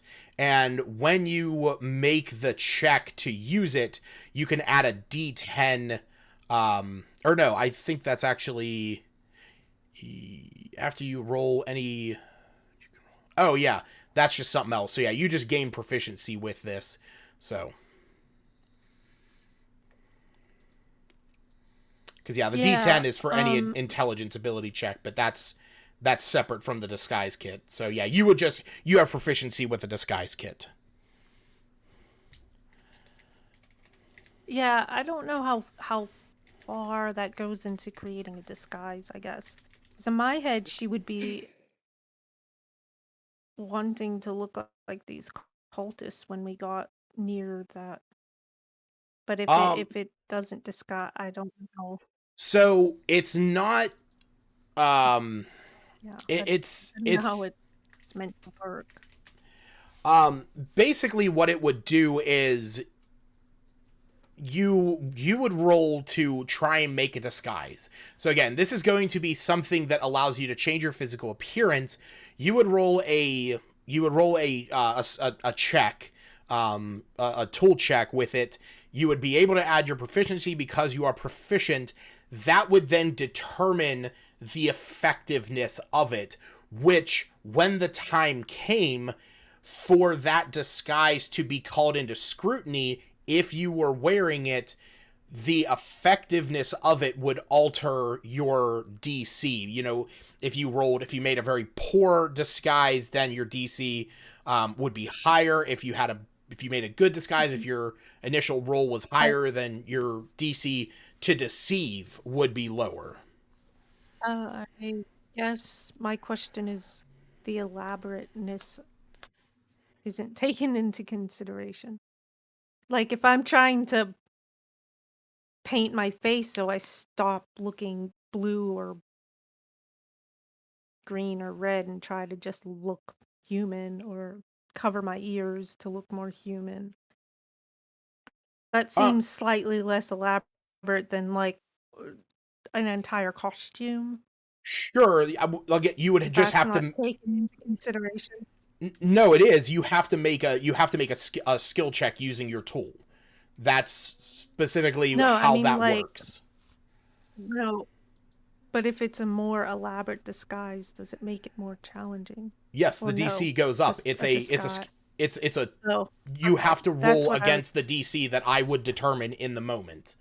But just keep in mind, this is what the Black Dragon cultists looked like when you guys fought them. That was the last time that you've seen them. Okay. That seems quite elaborate, so not something she would try necessarily.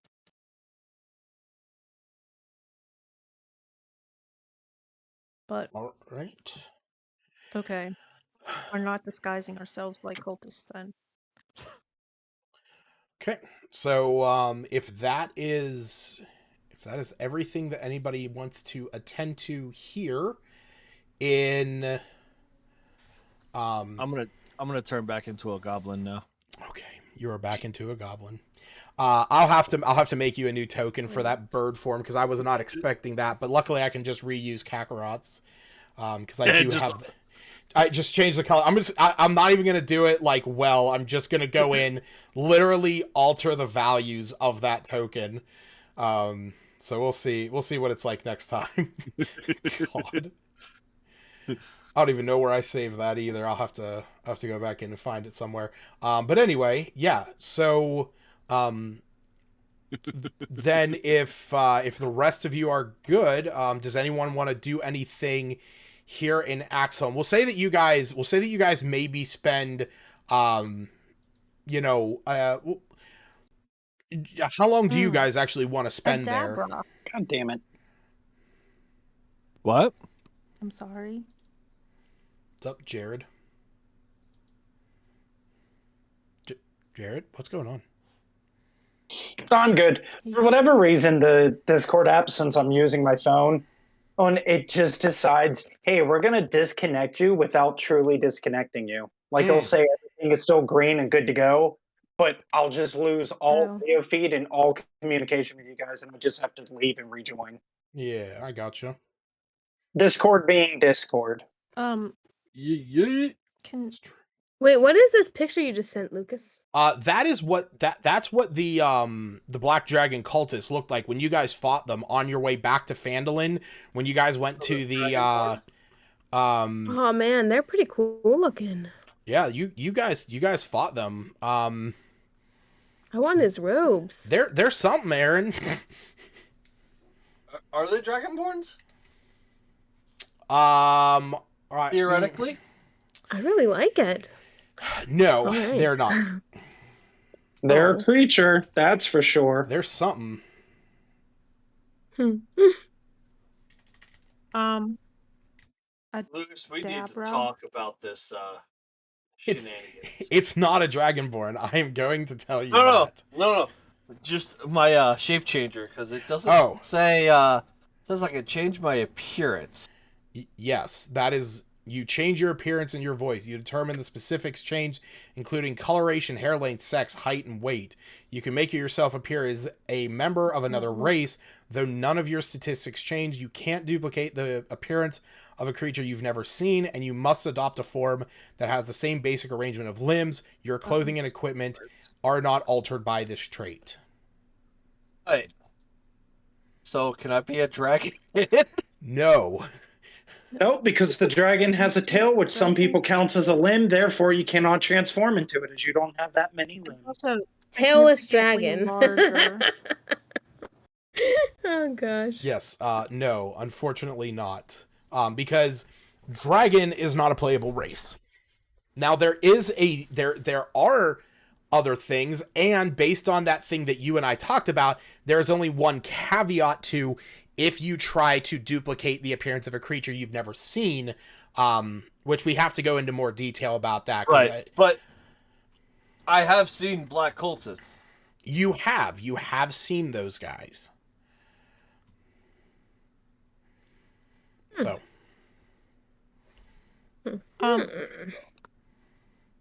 Alright. I'm ready to head out. One briefly speak to Adabra. Okay. She's she's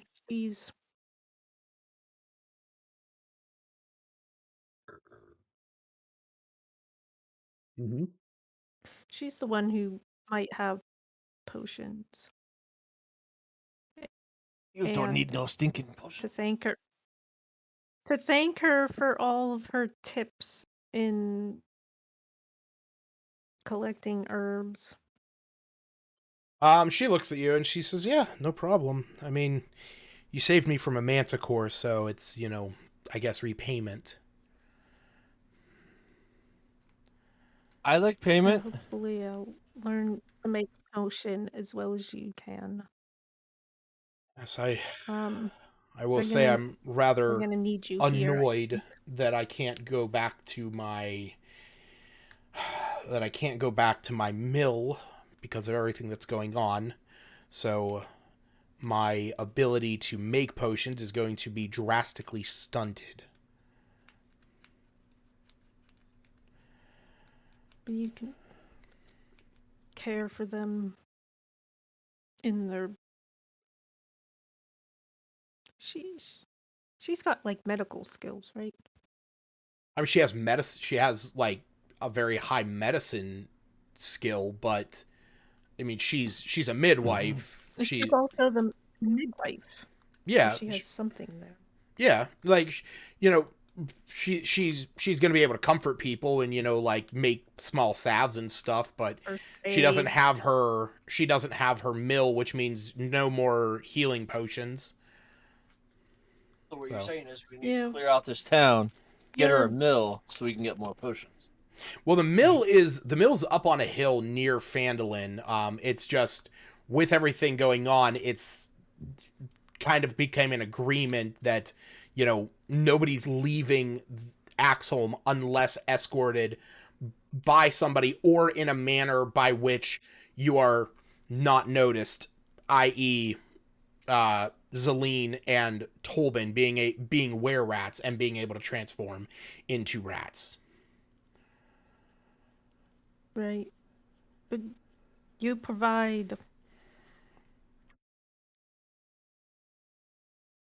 security and in your familiar face for being well known, and you're back. That puts people's spirits up anyhow. Yeah. It'll be a little better once this is all over.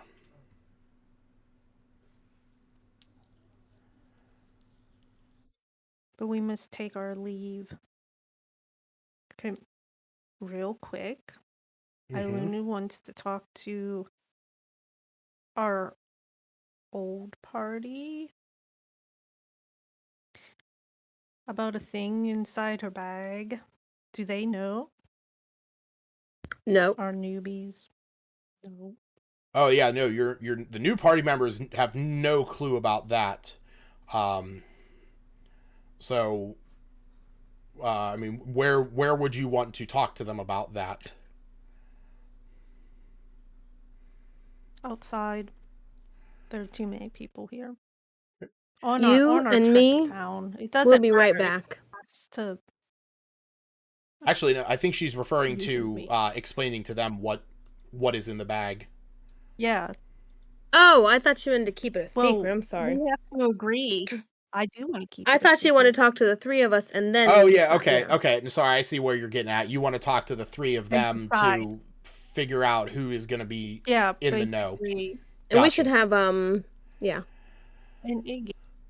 Okay, yeah, you guys, Iggy, but- we'll say that you guys, are gonna go outside and talk about this. some personal business here, So- you and me. Don't take any offense. Personally, threatening me I don't for care if that. it's between you guys. It's between you guys. We all have secrets. And that's you. But what are That's secrets me. Is that between- me? That was me speaking. Me. Thanks, me. I appreciate you understanding us. Generally speaking, is our group ready to let these new guys know what we're carrying? Iluna's leaning towards. I think we should not wait. quite We should wait a little. I need to gain some trust. Get some of their trust. What did you say, Seftis?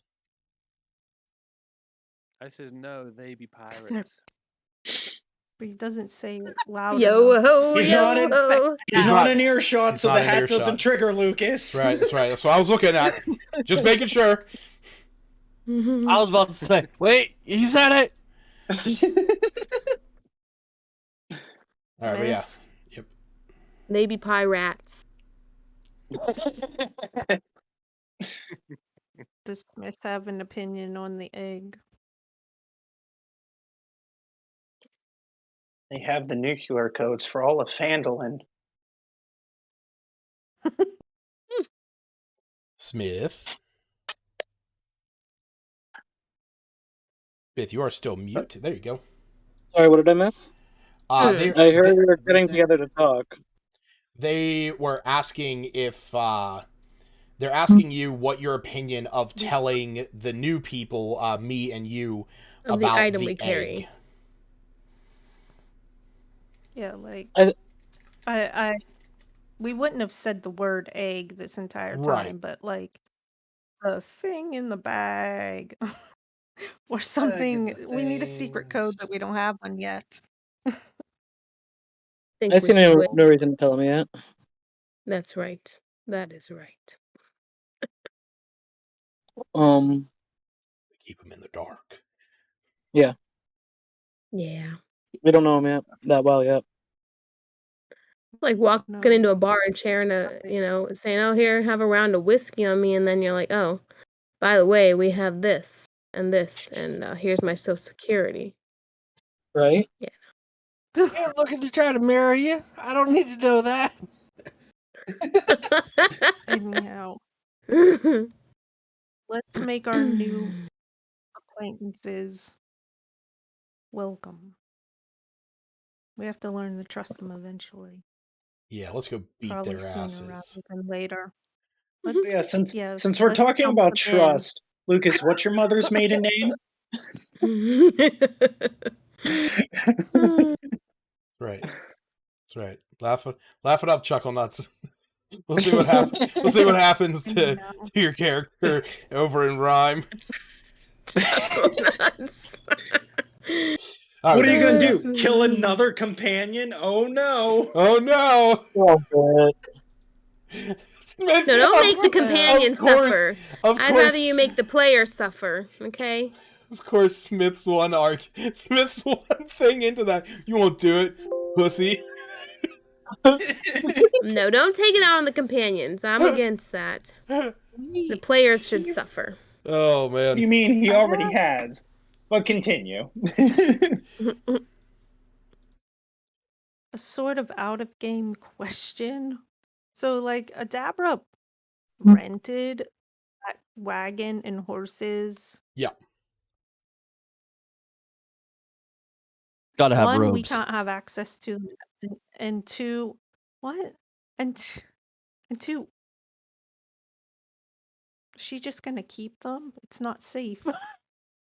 What, Adabra? I guess she would ask that. Yes. What are you doing with the wagon and horses? She sort of shrugs and Phandalin. she says, I don't know yet. I do have to get this back eventually, but with what's going on, I guess I might have some time. Never Ember will be understanding. Yes, well, Lord Neverember was not the one who rented this out to me. It was a private business. He'll help make it right. We'll help assure that. Once he knows what's going on in Phandalin. Well, These are hopefully... unusual circumstances. Well, yes, they are.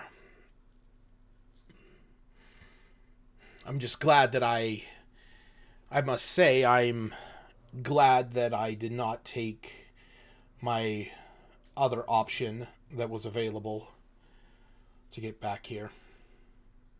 I can't. Setting me up to ask. Oh, what was that? The Perfectone Mercantile Group. They are an organization that is across the Sword Coast that does travel via teleportation.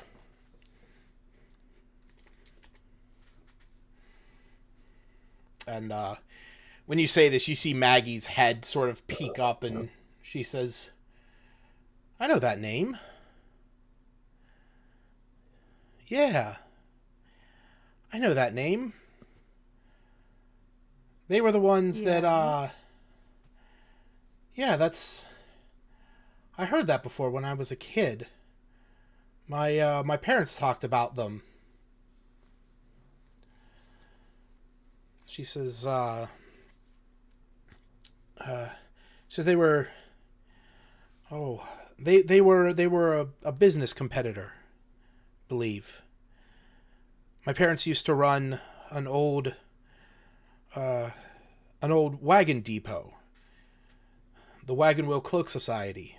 And you see Adabra, she sort of perks her head. She's like, "Oh, yeah, that's the one. That's who this belongs to." What? Says I personally, I do not prefer the magical means of travel. I prefer wagons.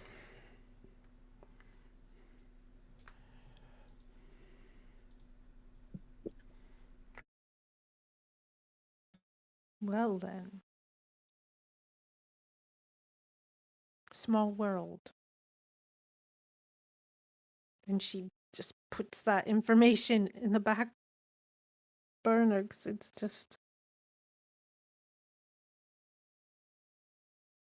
Well, hopefully they won't mind you keeping their wagon and horses for a little while longer.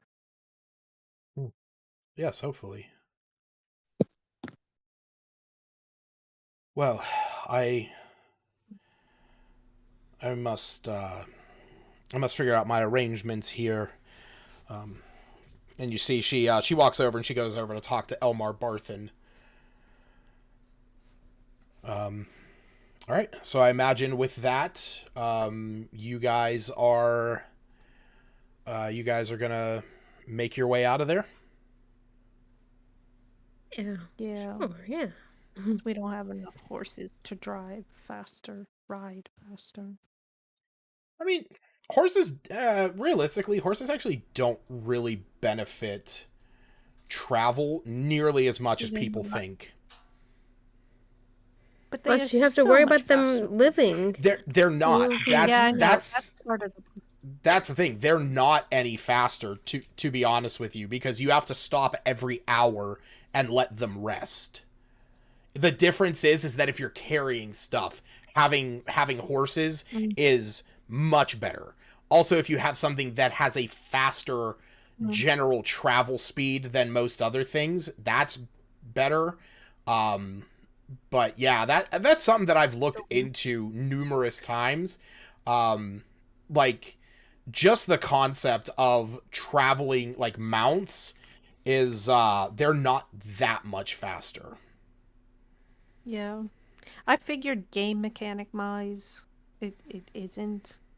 And in my mind, when I want to use horses, it's to do those like heroic scenes where they're just running full speed with the horse till they get to their destination.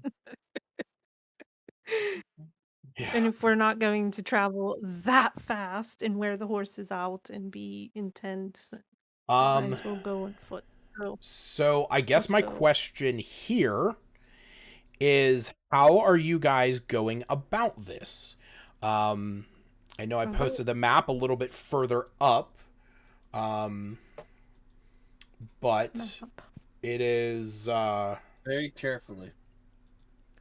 well, it's like I said, it's up to you guys how you want to go about this. You can go via the main roads. I'm just gonna post a small version of it right there. You can go the main roads, which is that's like 55 miles basically. So it's gonna take you a good 2 days to get there. Or you can try and make a push for it. You can try and make a push for it going across the countryside, which is 5, 10, 15, 20. So you'd be able to make it there. You'd be able to make it there within 8 hours. I'd say But- push it through the field. But keep in mind, it is 5 o'clock in the afternoon in world. So you would not be making it there. But yeah, it would be very late at night. So you'd be facing some forced march towards the end of your travel, unless you guys rested out in the fields somewhere. So one way or the other, you guys are probably going to have to rest unless you're forcing your way through and showing up in town at 1 a.m. I think we should rest. Taking a long rest before we head out and then head out. Yeah. Well. No. Oh, you mean just? But 'cause I'm our- thinking, our what if we need characters- to? What if we have to fight and then we don't get to rest again, and we have? I mean, No. why can't we venture halfway, And then long rest somewhere, and then Yeah. continue the Yeah. rest of the way the next day? Yeah, that sounds like a better idea. And you will say to the party, he can keep watch while everybody sleeps. Oh yeah, I forgot. You don't Yeah. sleep. Yeah, I haven't We slept have- in years. Oh, good. Well, that makes I mean, if you want. that makes a benefit. That benefits the team.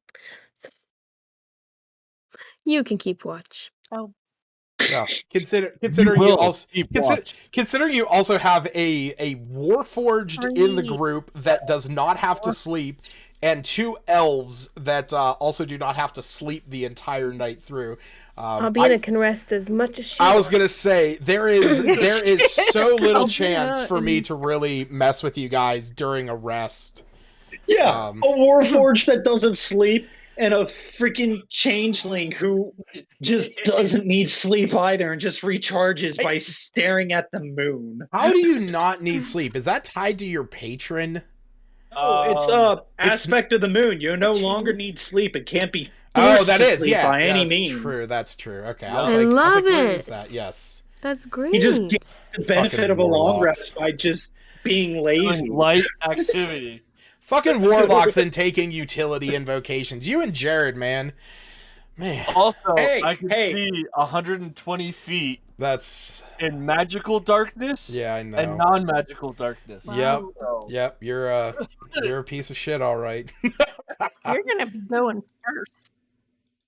Walk through yeah, that. I also magical have the highest darkness. AC, and I have the second highest health out of the group. Yep. Just that I am tied with the highest AC. Yeah. Yeah, because It's ridiculous. Aaron broke his character. Yeah, I mean, That's yeah, that's it. nice. Yeah, hey, you know what? It's a warlock built to do a few things really well. You do shenanigans. That's right. That's right. Great All right. master of none. Okay, so So what Um, are we doing? yeah, you So- guys are going to start your march. You head out of Axholm. You say your goodbyes. And Is that yeah, decided? as far as I know, it was 'Cause I saw decided. it. I believe everybody. I thought, Mm-hmm. definitely not everybody, because I didn't say anything. But Oh, I thought good portion there of were party two name decided. options. Well, yeah, because Who? I believe I believe I it only was. heard two choices. I mean, I That's believe why it was. I asking. believe it was from Albina, me, and you.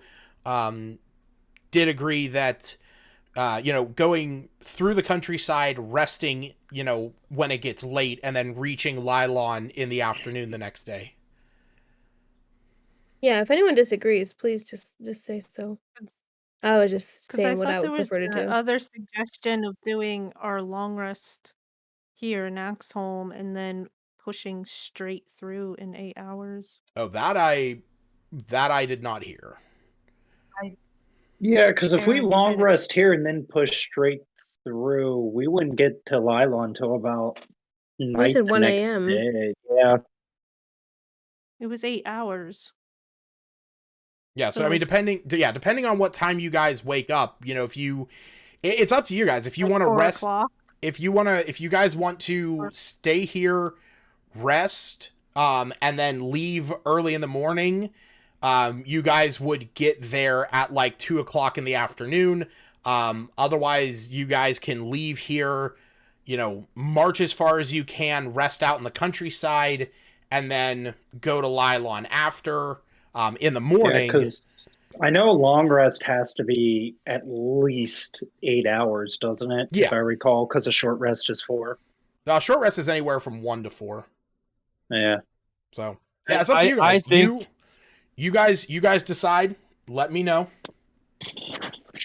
I think what would be best would be traveling now, because Halfway resting. if a lot of the spellcasters do use their spells now, then we can regain a lot of our spells back at dawn, and then still be at full health, and then proceed going into a big battle. Where if we leave in the morning and we come up with 3 fights, then your spellcasters don't have any spells.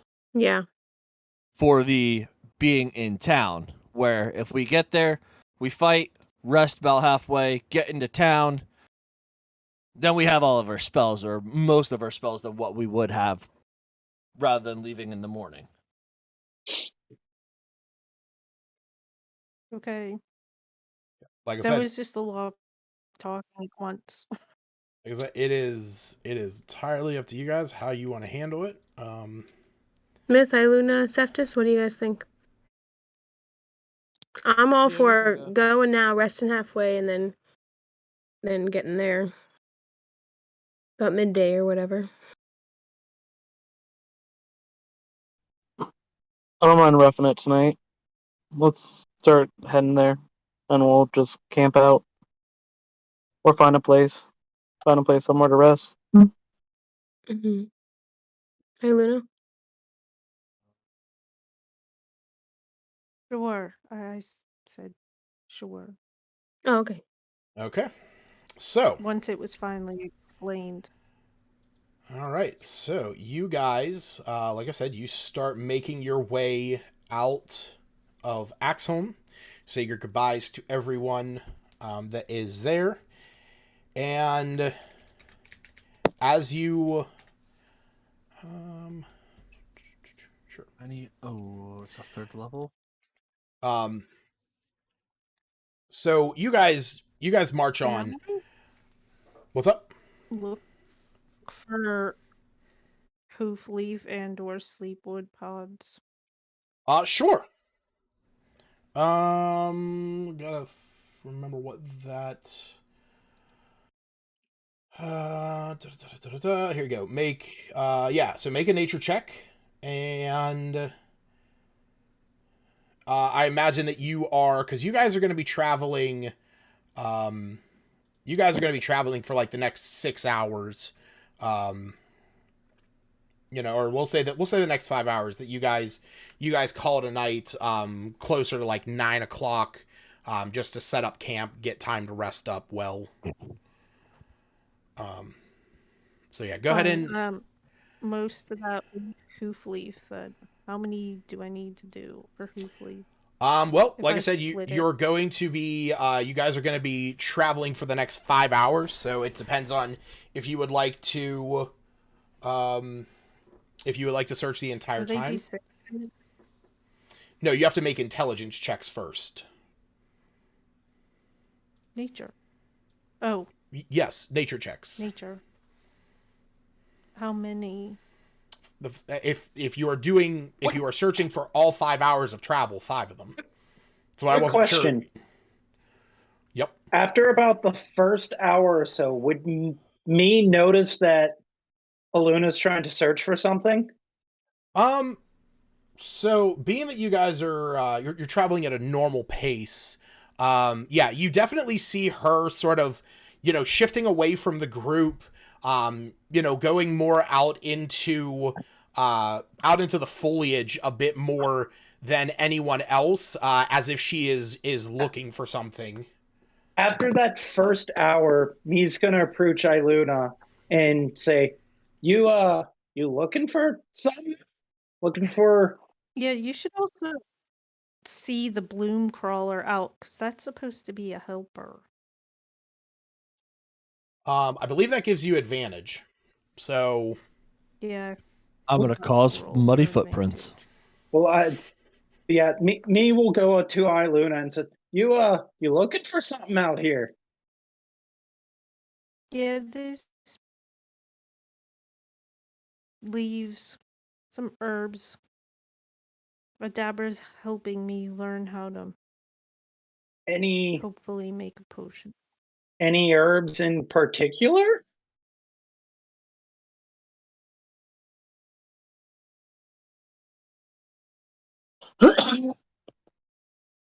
Yes, I guess she would show the hoof leaf and fleetwood pods Yep. that she has. All right, I'm just not picking. Lucas. yeah, buddy. Since you said a short rest is anywhere from an hour to so forth and it's like just not strenuous activity and so forth. Nope, you can't be traveling and get the effects of a Can't short be rest. traveling? Nope. Damn, because I was going to go ahead and say, Yeah, I know. yeah, I was going to attempt to help out with Right. nature checks. Right. I mean, I can, but you I just won't have the proficiency. Right. You can at least offer it for next time. Yeah. Next time you're looking I for didn't something. roll with advantage. Right. Yeah, you need Yes. to roll one more time. Did I? Yeah, I you thought need I to roll got one more 10. time. Yeah, because right now my proficiency is set to survival. Yep. Nice. Oh. All right. So What a sweetheart you is. me. Well, now that I know, whenever That we is take me. our long rest, I'm That's going to right. switch it. I need to find a well, way to remember you two because I keep. Don't switch it yet. Because we're going to say it's about hour 2 into your travel. As you guys are marching on, you know, the sun is starting to dip below the mountains off to, or the hills off to the west. And it's starting to get a little bit shady out, but there's still plenty of light. And as I said, it's about hour 2. We're going to say that this is the point at which Iluna has regrouped as she has successfully found a cluster of hoof leaves. So, Stacy, you can go ahead and roll a d10 for that. Nice. So, and then that will determine how many you actually collect. Okay, there we go. So I will add that for you because I have that page up already. Oh, I had the page up too. So as you guys are marching on, you eventually come to this large field, and you notice something extremely strange. And that is that you see a What I see? Y'all see. Yins see. You see a human standing atop a rock out in the field here, and they are surrounded by 8 boar. And you see this person standing there up on this rock. Off to the side over here, you can see that there is there's a longbow and that has been trampled and crushed. And as you get in sight, you see this human standing up there. He looks over and he waves at all of you. He's like, "Help! Help! They cornered me up here." I'd see some hunting went wrong. Fireball? That's Can even if I you want to call it roll, hunting. Perception. Would it be perception? You can roll. I believe Smith is casting a spell, but you could definitely roll perception if you'd like. What are you trying to perceive? I need deception. See if this is a trap. Oh, then roll insight.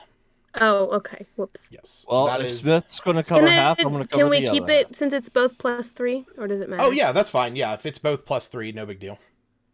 Okay. The What do we fear. got here? So what you guys see is you see about 8 boars standing around this rock.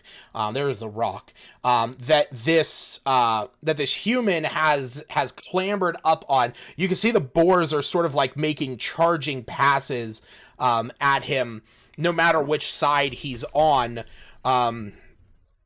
But he's standing up there. You can see that he has a quiver of arrows on his back. And when he yells over to you, you see the boars all sort of turn their heads and look at you. I'm assuming I hear Smith start doing I don't what believe he's doing. I don't believe he's actually doing that. Oh. Or what are you doing that, Smith? Because I know you did say that like right as It would encompass all of them, right? it's a 20 foot? Let me see here. Yeah, 20 foot. 20 foot. So wait, I'm sorry. There was no so it's not like a trap that we can. You can see sheer terror in his eyes. You believe that this man is 100% like terrified of this situation. Okay. Good to know. Might as well help a fella out. And then he'll go ahead and say in Goblin, might have some coin on him too to help pay for the efforts. At that point, can Albina cast? Well, her isn't that going Spirit to Guardians? hit him too? Not for Since Smith. so she Yeah, knows. Smith can. Damn it. Wait, well, what are you doing, Smith? yeah, are you casting that, Smith? These boars look pretty aggressive, right? They do. They do look like they are ready to go to town. All right, let's do it. Okay. I will cast my Spirit Guardians too, since I don't see any deception really coming from him. To help him out at a level 2. No, Okay. excuse me, 3rd level. Just kidding. Third 3rd. level. All right. Smith, go ahead and roll me that damage there, Pally. And clearly sculpting around the human. Okay. Nah, take the human out too. I would have. Oh, Actually, that's so great. I'm gonna hold off to see how much you Me roll. and you are killing me. So, you I made guys. 32, by the way. Okay. You guys see this. You see this man standing up here. He's calling out to you. You see all the boars that are standing there. And he's yelling out to all of you in sheer terror. While the rest of you are sort of, standing there, you see this. Smith just walks up, flick of the wrist, staff of fire, creates a ball of fire that shoots across the field, lands at the feet of this human up on the rock, creating this massive fireball. The moment that you do, you just see this massive explosion, and through the flames, you can see the figures of the boars all just disintegrating. But at that same time, 8 lightning bolts race down from the heavens. As they do, you hear this crashing thunder as there forms, as the smoke clears. You no longer see a group of boars standing there. You see these humanoids standing there that look like this. And I need everyone to roll me initiative. As that all happens, me's gonna look towards you and go, how come I always have to dodge your fireballs and he can just tell his fire not to hurt that person? Potato. Yeah. Thank God And I you have my eat Spirit cast Guardians ready. animals. What'd you say, Stacey? Sorry. I nearly cast Speak with Animals, but Smith was much faster with his fireball. 'Cause that's any attempt at a fight, and he's right on fireball. So All right. I just I don't need know what would have your. happened if I would have spoke to fake boars, but guess I'll never know. I'm rolling. Speaking from a I metagame had standpoint, nothing happens. They just Yeah. hear you making animal noises. Well, yes. Trust me, been there, yes. done that. In this capacity, yes. But yes, these you see that these are all mostly like these humanoids. They have orc-like features. The ground around each one of them in a within like a 5-foot radius of where they stand, you can see that the ground is almost electrified at their feet. And yeah, so top of the order, we have you. Oh, you is up, isn't he? Yes, he is. You're just gonna say, "Oh, that was a fancy trick there, bud," and you're just gonna cast Fireball. Can't sculpt spells. Remember that. That is basically a common human, Aaron. Yeah. Oh, for Okay. fuck's my sakes. goodness. You are No. okay. I'm not. I'm gonna do my best to hit as many of them as I can, without hitting the human on the rock. Okay, so we'll create a 20-foot So it would essentially. circle. That I was going to be. It You're would gonna either get- be the back three, or Yeah. you could Yeah. clip like front three or so for yeah, him. you're gonna get 3 out of this. So just let me know. Do you want top, That works. left, That works. up here? No, the rear. Okay. You want your balls of fire in the rear? I get you. Yeah. I need your K15. That's success. That's fail. That's a fail. Okay, go ahead and roll the damage. What level are you casting this at, by the way? I can only cast it at one that's level. right. That's right. Okay.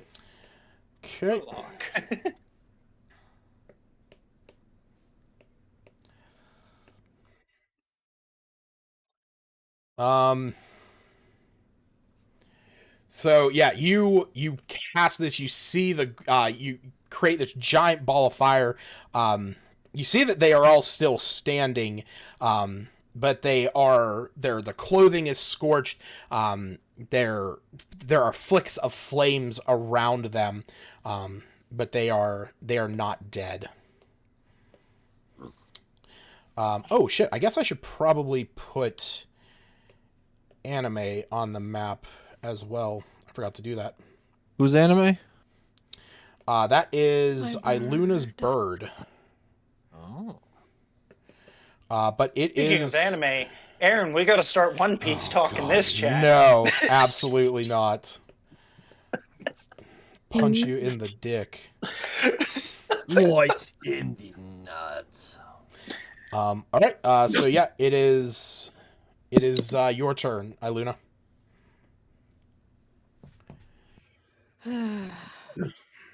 That's how I feel. She's not quite in the mood to fight these people, so. But she will. She'll raise her bow and send up her bird and shout at them. Leave here. That's it. Okay. Who are you shooting? Everybody know. Oh, that's not a thing. Well, with that one thorn thing, it kind of can be, but that's not what I'm doing. I'm just shooting with my bow. I guess. Does any of them seem to respond to me? I mean, threatening them? they are all like, ready to rush at you guys in a moment's notice, or at least they are all aggressively staring at you. Because they've been fireballed twice now. Firebolt. Well, just let them come at us because I want my spirit guardians to take over. If anyone can have any ranged. Who are you attacking, Iluna? Where's my bow? Where is my bow? Is it equipped? You have nothing equipped. That might be the problem. Yeah, Yeah. I did that as well. Yeah, what happened? I could not tell you. Probably the same thing that happened to Smith's thing not working at all. I mean, Nothing's equipped. all of Smith's stuff was still equipped. I know Actually, it's a different thing. Steve just said his stuff wasn't equipped either. yeah, I heard that. I have no clue what's going on. I can't. Okay, I'm clicking. I didn't I'm check clicking. if mine are. Mine is. Yeah. I don't even know what I normally have equipped. Well, I I really mean, need realistically, anything the equipped. only thing that's that necessary right now is one of your bows. Because once you make your attack, then you can equip everything else on your turn. Yeah, I couldn't find them. Lucas, I'm like, going to where's slip my in your button to click? DMs Okay. and suggest a flavor thing since you enjoy cosmetics and flavor. Coolio?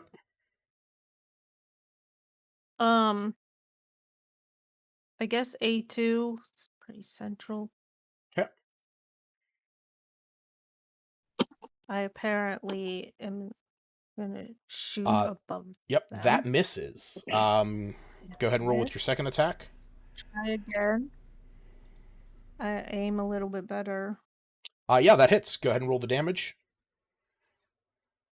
Not enough. Ooh, anime's not going to be able to come all the way back. Anime's not going to be able to reach them. Because that is 60 feet.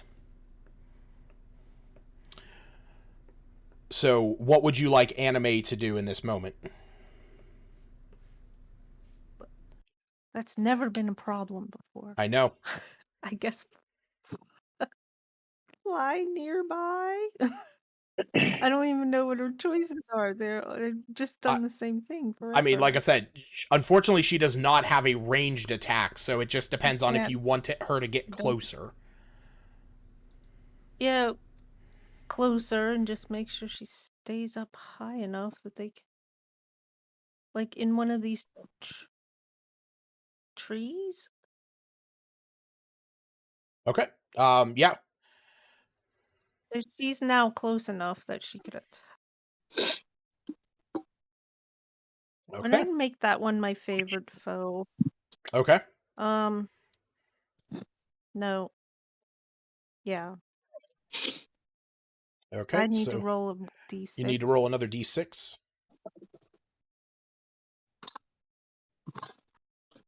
4. Yeah. Okay, Lucas, I sent it to you. As I said, it's just flavor. I see it. I definitely see it. Love it. All right. Sweet, Cephas. so that means yes. Cephas, it is your turn. I'm going to do a similar thing because it's pretty far away. I'll just have a point with my longbow at them. Okay. I guess I can start raging as well, just for the next round and stuff. Yeah, that's fine. Okay.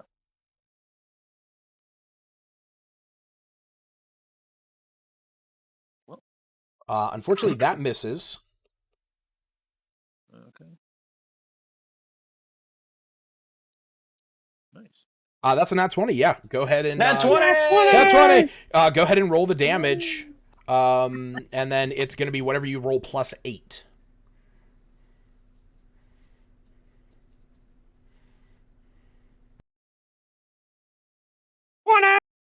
Wait, how do you have 2d8? Oh, yeah, because it just automatically does it. Oh, actually, that's perfect. That actually works. So it's 12.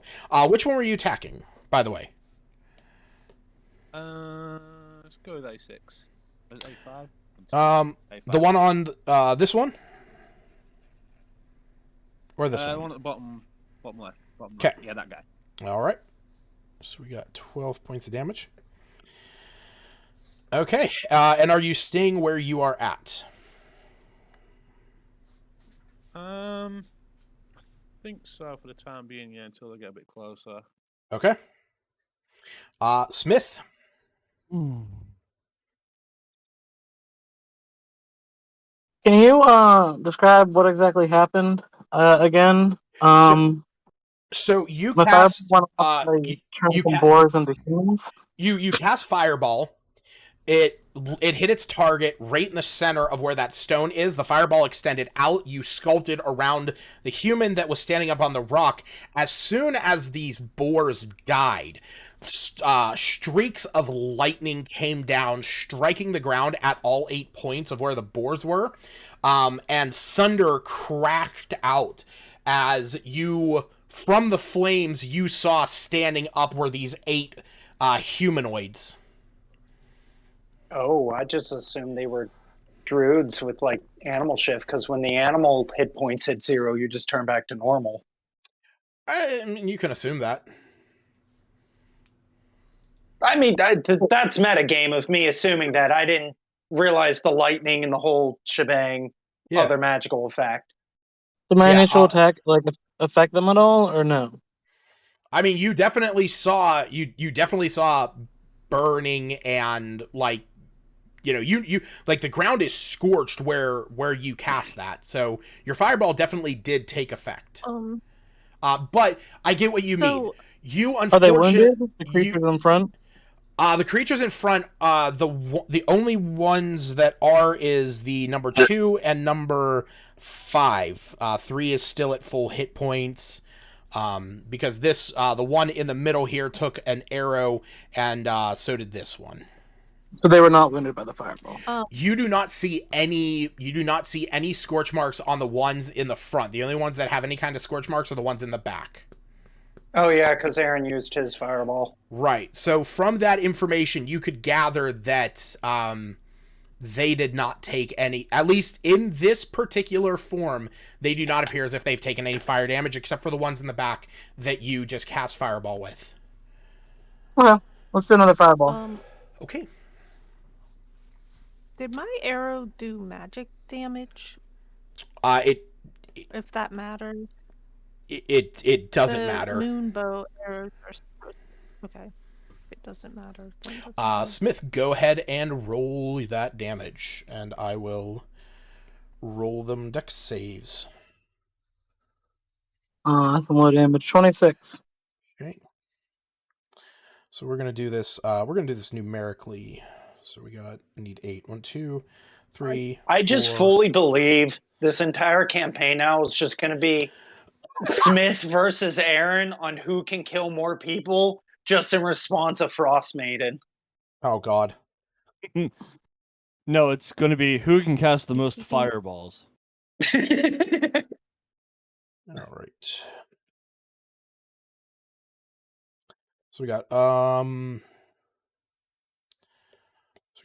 2 and all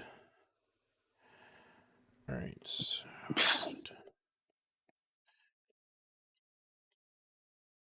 this one.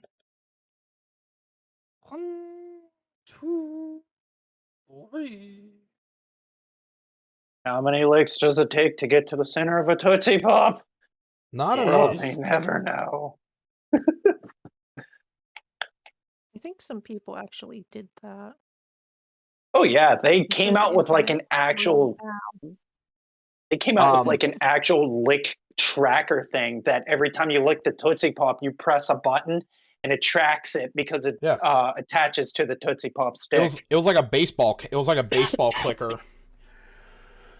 Oh my! All right. So Smith, you cast fireball. None of them go down, but you do see that that they have all taken a fair amount of damage. Damn. Okay, that'll be it. All right. It is Iggy's turn.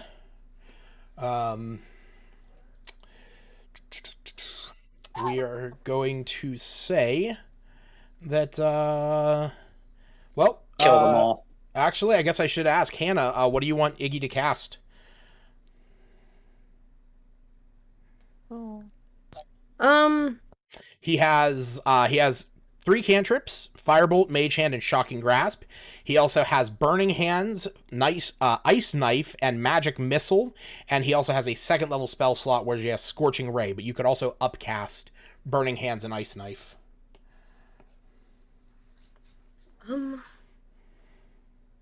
Smith, your assistance, please. I don't know the details of each of those. Yeah, he Burning Hands. knows Burning Hands looks walking. looks like this. You hold your hands out, and flames erupt from your fingers.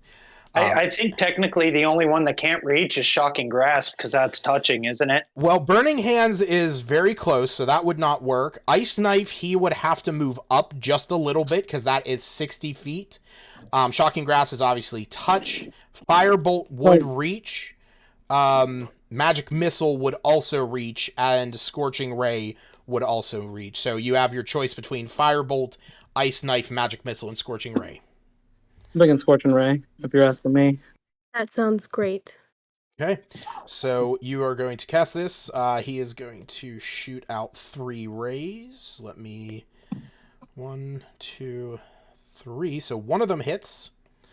And Iggy, you're trash. It's going to deal 8 points of damage. Hannah, which one would you like him to target?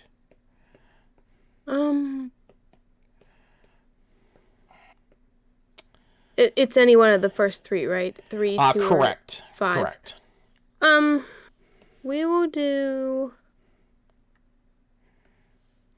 2. He has to... Okay. All right. Now it's their turn. All right. And, this is...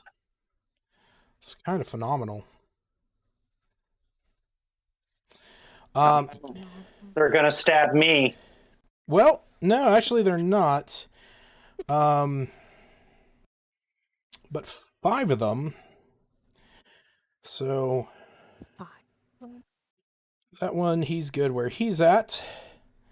This one's gonna move up there. This one's gonna move up there. And this one is going to... Yeah, that one's actually... He's going to cast a spell on this one. So you see this one in the back begins to cast a spell. You want 6, you mean? You want a counterspell? I have no idea what it is before I counterspell it, right? You do not. You also don't know what level it is either. And I will say, because we are going in initiative, this is the one that's going to cast a spell first. So that is the one that you would have the opportunity to counterspell if you so chose.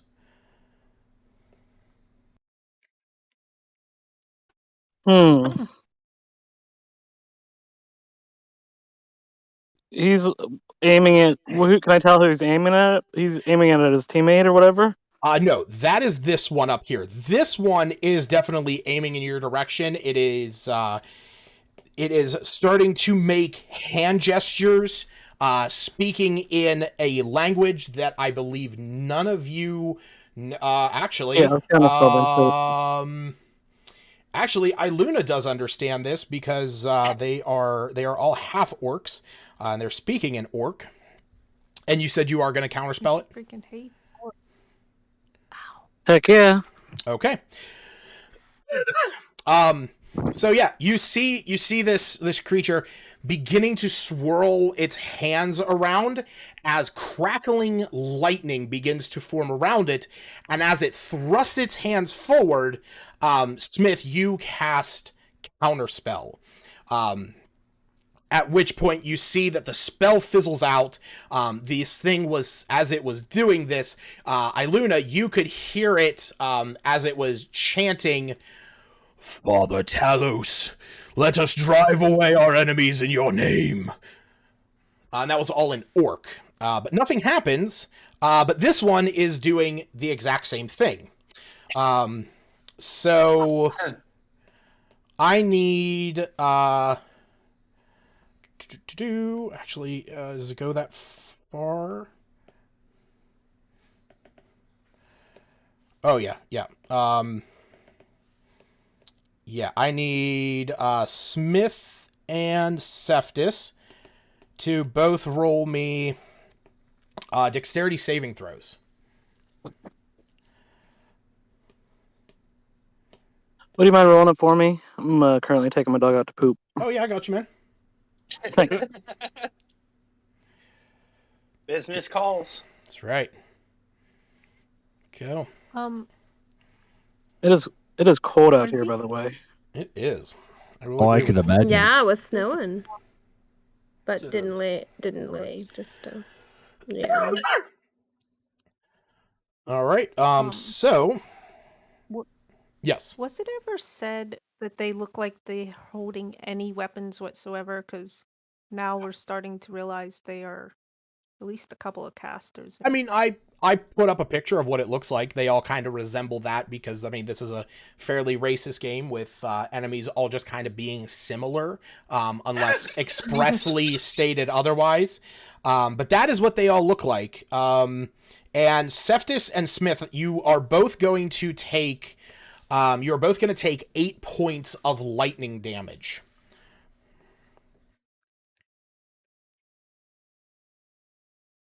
Somewhere So Thorval aside is from crying. Doesn't Cephas take half? Raging does not account for Magic. Elemental damage. If I'm not mistaken, it's only bludgeoning, piercing, and slashing because he is not a Oh, that's he's right. he's not a totem barbarian. Gotcha. Um Never mind. Sweet. Iluna and Albina, I need you guys to make the same thing. Dex saving throws. Hop boy. I was looking forward to my turn. Any minute, mine will be. Oh, Any yeah. minute now. I am totally avoiding that. But yeah, you're avoiding most of it. Yeah, you still take half damage. Man, I avoided half of it. All right. So Hannah, you are going to take I wasted 37 20. points of lightning damage, and Stacy, you are Ouch! going to take 18. Dang. 37? That's Ouch! okay. What? Those are so high. Whew. Oh no! Wow. Not me! Actually, that is going to be, because of the way that they are angled, that's going to be that's going to be all me, you, Iluna, and Albina again. So, the four of you, I need you to make What? dex saves again. Albina's gonna die right here. Hell yeah, I take Albina, 0 Albina. damage!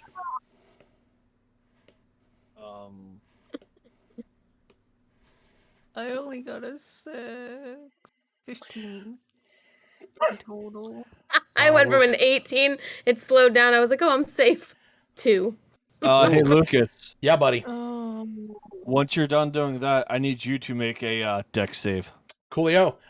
So me and you are going, me and you take 12 points of damage. No, me take 0 damage because of elusive. Any Oh, dex that's save right. that You gets are half a, damage, you're, I yeah, take you're, 0. you're a piece of shit rogue. Okay.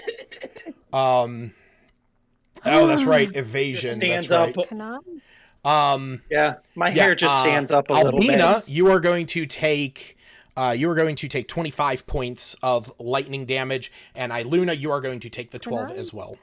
What was I taking? I'm sorry. 25. Oh, I'm down to -3. Oh, I still got half.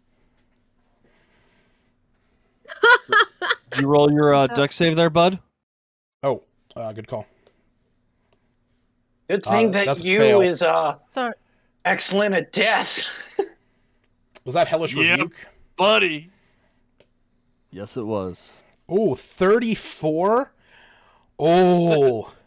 This thing is so close to death. You just see flames erupt around it, but it is still standing there with like a hair of life in it. Hellish Oh, Rebuke is great. Hellish Rebuke is great. Okay. Especially when I can only cast at a 4th I level. 12 damage. I was trying to ask about using inspiration points, but if she already took half, I can't take inspiration won't change that, right? Correct. Yes. Yeah. You are already you passed the DC, so. Okay, it's 12 though. Correct. I didn't. And Hannah, Albina is like Down. fallen over. Down. Yeah. Poor Dying. Albina. Down to the ground. I have no way to fix that, not at this level. I do. I know you do. You do.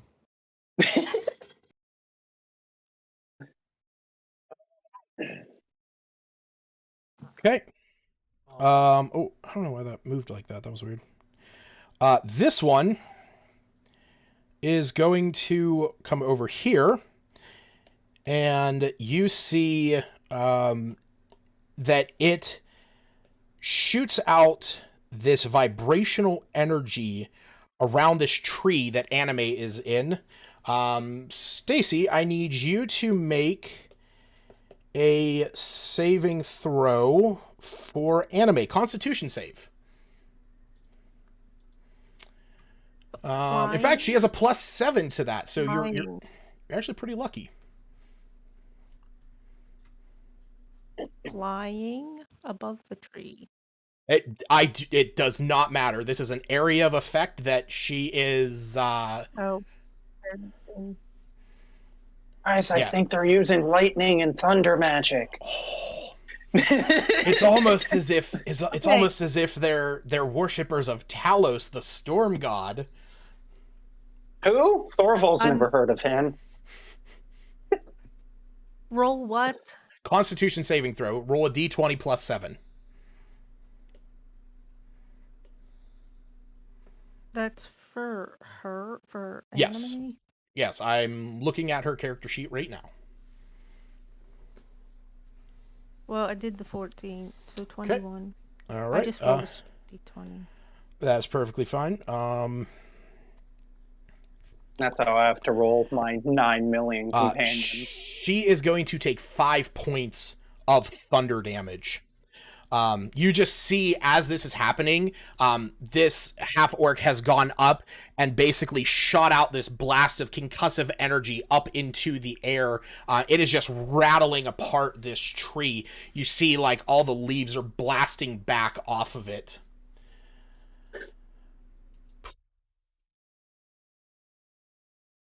All right. Albina. I'll be back. I don't even know what I'm supposed to do in this case. Oh, you're due. Where do I send you my death save? Oh, that's right. You are doing death saves. Okay, give me 1 second. So let me turn this off. And then what you're going to do is you're going to click on your character sheet.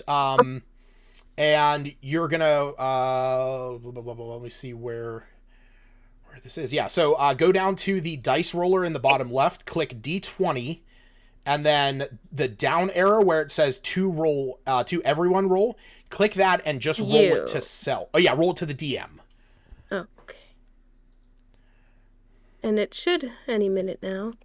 Okay, and just remember, anything under a 10 is a failure. Anything above a 10 is a success. So make sure that you are marking them accordingly, but do not tell anyone what you got.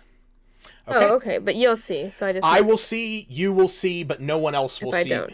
Correct. Because Gotcha. I can manually turn on and off Encounter Log, sending this stuff to Encounter Plus, which I love that feature. I've never done this, so I see. It has Correct. 3 and 3. Exactly. So if you get 3 fails, you are dead. 3 successes, you are okay. You no longer have to make death saving throws, but you are not up. If you roll a nat 20, then you are back up with 1 hit point, and if you roll a nat 1, it counts as 2 failures. And we discovered that when Lucas almost killed Erard. That's true.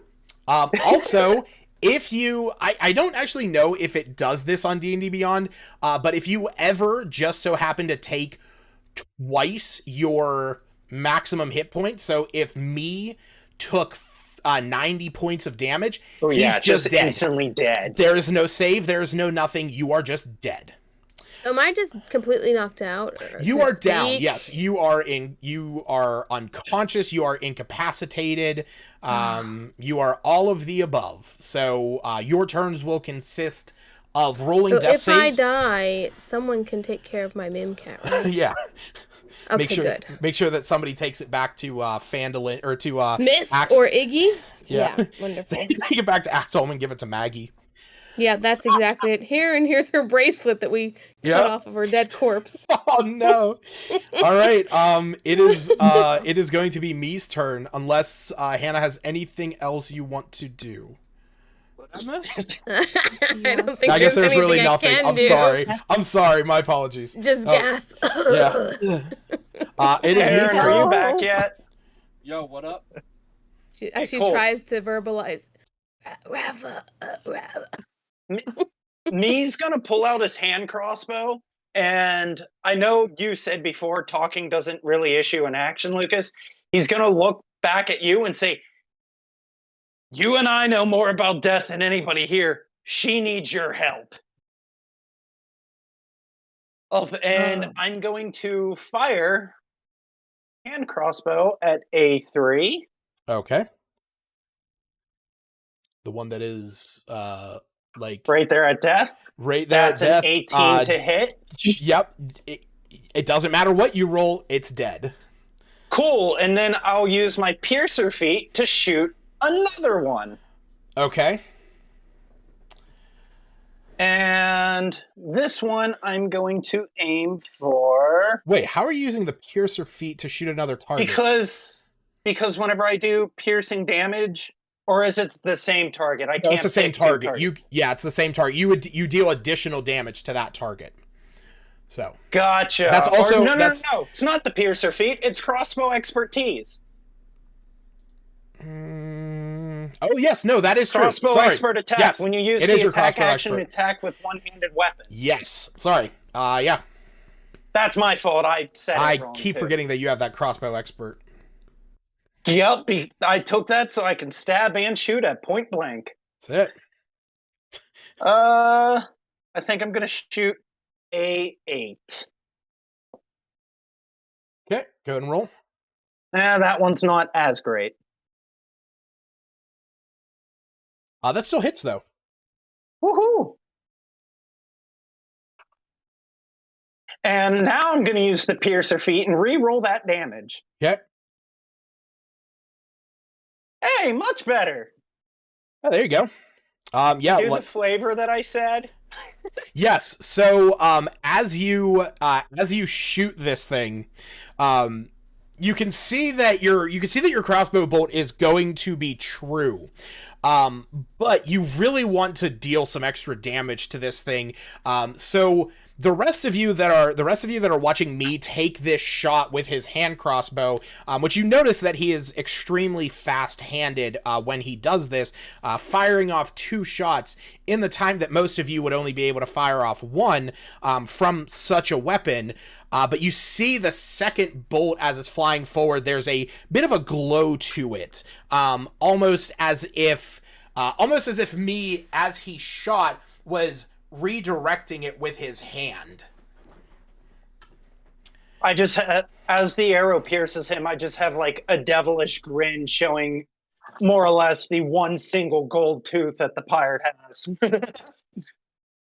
I was out of game there and shut up. Okay. So is that everything on your turn? Well, that was also your bonus action, so I guess that would be the case. was going to say, except Fury of the Small, because goblins are considered small and orcs, I know, are considered larger. So it does an additional 7 damage. Ooh, you son of a bitch.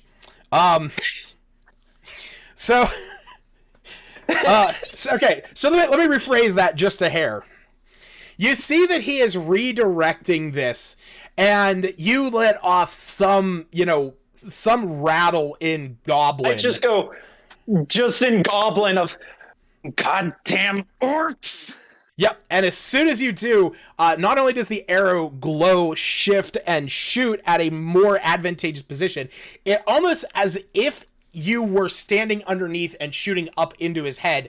You see that it almost redirects off of its body. I will say that it redirects off of the bones that are around its neck and up into its chin, dropping this one to the ground dead. Yeah. Fury of the Small. Goddamn. Hell yeah. I love it. Good call. Good call. All right. So it is. Nope. That was a sneak attack. That's not at all what I wanted. Yeah. God.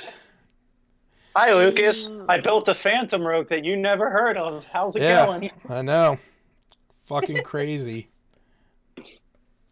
All right, me, you, and Iggy all make dex saves. I will roll for Iggy because Hannah's not here. Oh, he succeeds. Oh.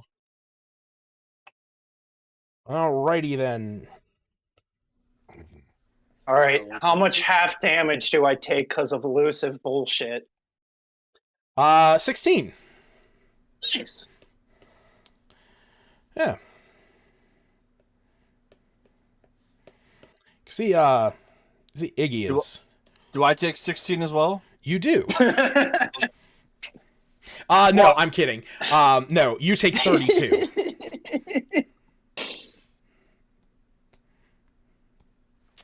Yeah, no, you take 32 points of lightning damage. All right. It is the one. Completely forgot about that bullshittery too. Okay, What's that? Continue. Nothing that's gonna matter quite yet. Just something that I could use to have even more damage.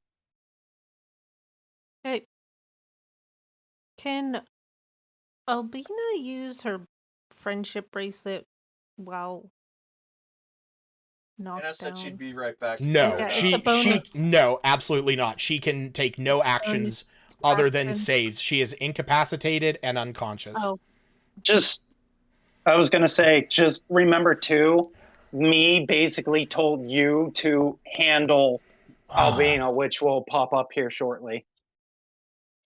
All right. Well. Yeah. I need Smith, Cephas, Iluna, and Albina. Albina's just going to fail, which means that she is unfortunately going to take a failure.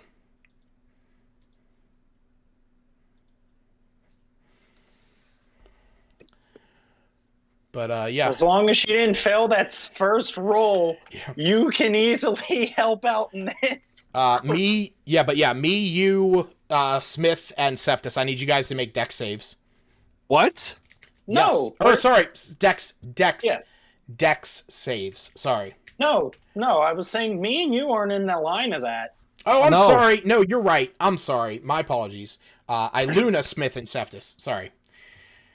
I kept looking up to my right and seeing your names because that's where I keep the dice. That's where I keep the game log, and I was looking at your names. So.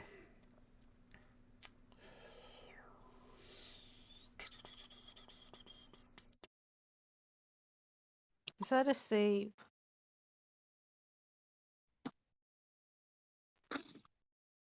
That is. But let's see here. So it is going to be 26 points for Cephas, and it is going to be 13 points for Smith and Iluna. Lightning always has so many rolls. I just remember the whole call lightning bullshittery of Thorvald.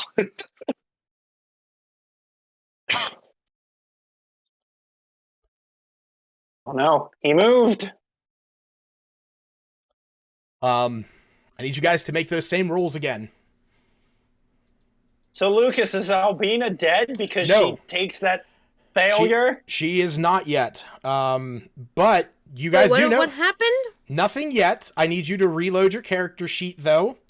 You Because took damage while down, so you have two taken damage fails. while you were down. I was just about to ask that when I came back from the bathroom. I was like, I wonder if she can take damage while she's down. She can, in fact, and it counts as a failure. Oh. So do I need to mark failure or just... I already marked them. You just need to reload your character sheet. Okay. Remember what your captain said to do? Oh, wait, they're rolling deck saves. Never mind. He just put it up to you. Wait, that gives me 2 What did failures? that come up as? Sorry? What did that Yeah, come you up were as? hit twice, It landed- Hannah. Oh, Yes, okay. Yes. If you take any damage while you have 0 hit points, you suffer a death saving throw failure. Wow. I couldn't Someone should see just what kick me mine out of the way, rolled. man. Well, it looks like yeah, so it looks like we got a 10, a 14, and a 10. So, Iluna, you're going to take... Stuff just didn't roll. He did. He No. rolled first. No. Oh, wait. No, he didn't. I'm sorry. That was his other one. Seftis, go ahead and roll, buddy. My bad. It's all good. I have a 19. Oh boy. Oh, that's right. You do. Yeah, Okay. 10, 19, Well, and a 3. All right. Hell yeah, you should have took the 10. That would have done the same. No. No big deal. But it's going to be 31 points to Smith and Seftis, and 15 points to Iluna. And I'm down. And it is now going to be Yu's turn. Remember what your captain said to you. How much damage? 13? I'm gonna 15. cast Spare the Dying. 15, Stacy. On Albina. Okay, you're casting Spare the Dying. Yes, sir. Okay. So that means that Albina, you no longer have to make death saving throws, but you are not up. Oh, thank you. I'm using Defy Death. Okay. So I And now you... I get to Yeah, roll so now Bina 8. is up. No, this that heals.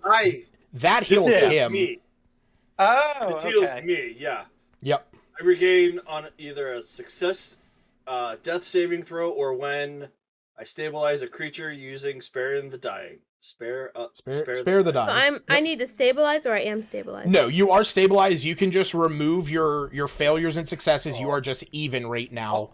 So So I just click on them and it removes. So I'm Right. just on the ground. Exactly.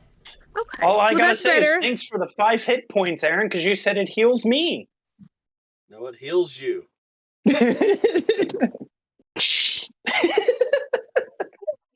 That does not cost me an action. That's right. It does not. All right. Iluna, I need you to make a death saving throw. I don't know how to do that. Where do I click? You just roll a d20.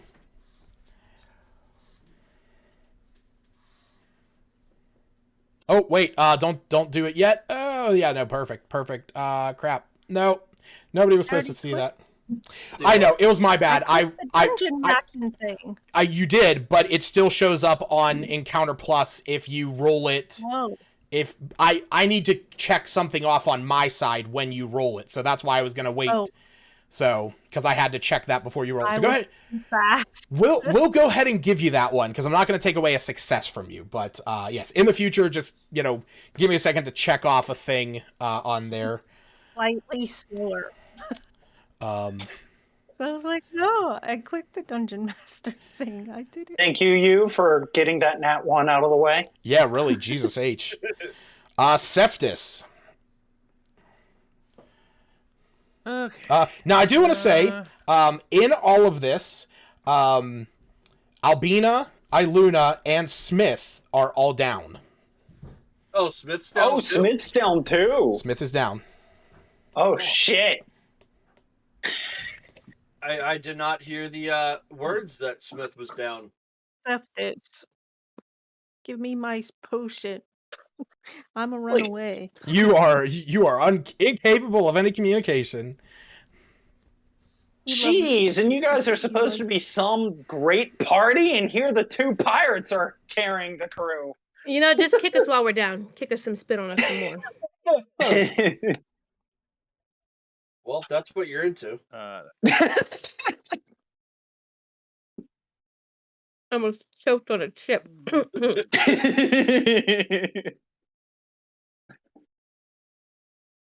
1 minute. It's not letting me move my token. Oh. All right. 40 feet to there, yeah? Yep. All right. I'm gonna try and fuck this dude up. Okay. Is my rage on? Yes, it is. Okay. I don't have a little thingy down already, that was all. Confused me. Swing away with a greatsword. All right. Yeah, that hits. What's wrong with my sheet? Stupid. All right, go ahead and roll for your fire damage. Oop, I got my fire damage. It's all good. I mean, that's still nat 20, so we'll say that if you kill him with the fire damage, then that would count. Well, actually, you could not. So yeah, you're going to get max damage on the next attack. Okay, what's the fire damage I roll? Is it 2d6, yeah. So, yeah, because remember, you can always roll. You can always roll critical damage when you attack, just because of the way that the system handles it. But just roll another 2d6. Yeah. It's all good. It's been a while. Oh, God. Yes, there's somebody next to an enemy. The fun begins. Okay. All right, and then your next attack is going to be that critical that you already rolled. So that's automatically going to deal 28 points of damage. So you don't actually have to roll because it doesn't have near that. Damn it. You eviscerate this thing, blasting it into the ground and blowing it into bits and pieces of volcanic rock. Damn it, there goes my sneak attack. Okay. Yep. Take a potion? Can you do what now? Can I drink a health potion? Yes, you can, actually. That is a bonus action. At least in my game. Find the damn thing. Do want to say that in my game. Yep, so you're going to roll 2d4 plus 2. Smith, did you get that message I sent you about... About the message I sent you? No, it's apparently it's a known issue about if you have multiple items in your inventory granting you the fireball spell, but the system can't handle it and only show you one instance. But it's not that, so it's kind of bugs the shit out of me because I know you don't have more than one thing granting you fireball, do you?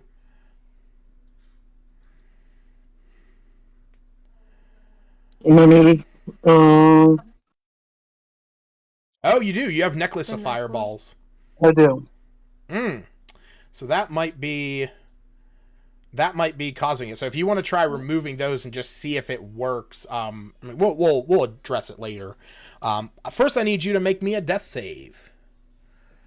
How do you want me to send it to you? How do you want me to do it? So what you're going to do is on your character sheet, you're going to go down to the dice in the bottom left, click the D20, and then click the little down arrow where it says to everyone roll and change that to DM.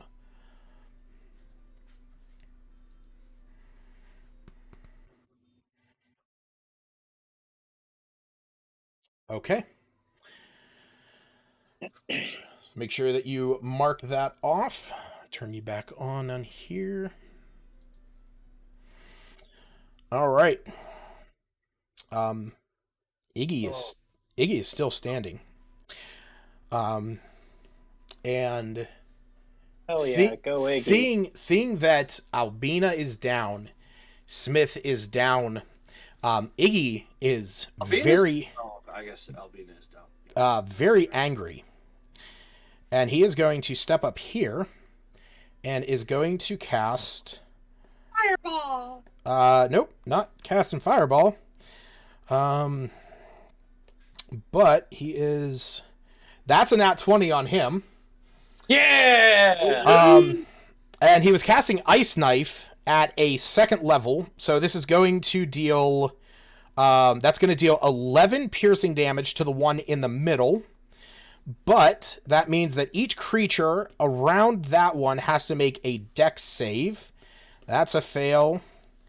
And actually, I don't know if a 15... Okay, 15 succeeds. But it is going to be...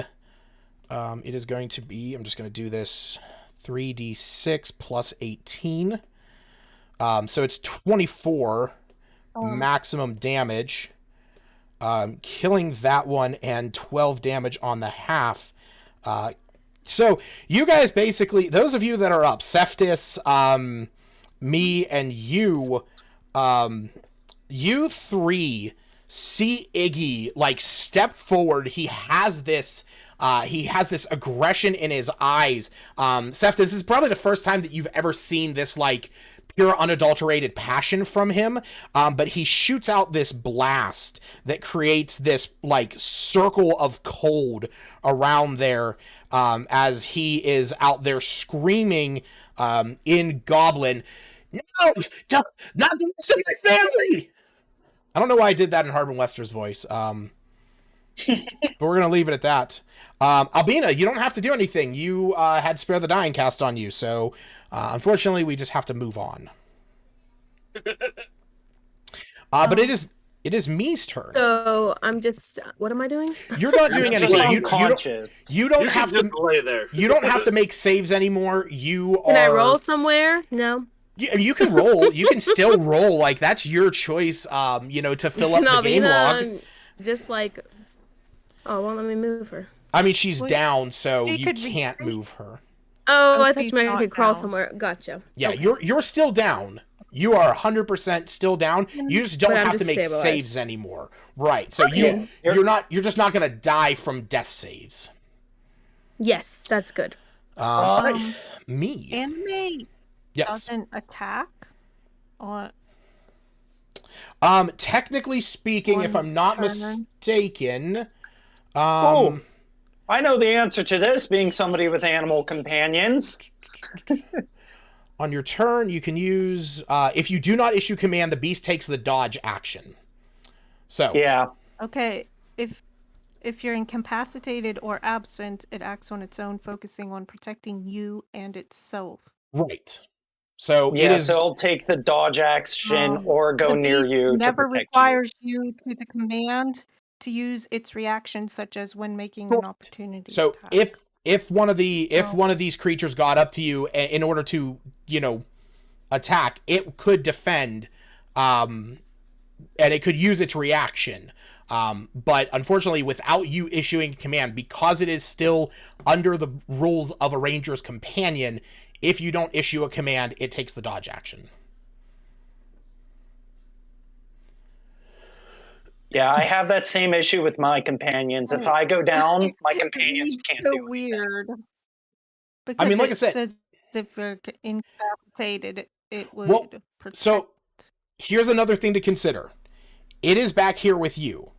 It still can't reach the creatures up there, so it flying up there is not going to be it protecting you or itself. It'd just be putting itself in danger.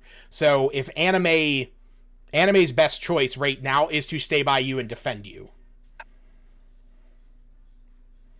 And even then, an animal's defense is only so much, because I think all it can do is give disadvantage on a melee attack at most. Pretty much, yeah, just imposing disadvantage. Well, what's it when it says never requires your command to use its reaction? That is that if it was taking if a creature moved away from Anime and procced an opportunity attack, it can still take that. That's, you don't need to tell it to use a reaction, but it doesn't have, Anime doesn't have another reaction. No, but it just says such as using an opportunity Right. attack. Reactions, Reaction. she doesn't have another reaction. Anything There's else? nothing in her stat block that is a reaction. Opportunity attacks are just the standard reaction. Everyone has an opportunity attack. Okay. Okay, I mean, like, right. Thank goodness. I've never been down before, so Lucas, you skipped my turn, you I had asshole. Oh, my bad. I did skip your turn. Yeah. Sorry. Go ahead. I'm going to fire the crossbow at a 4. Okay.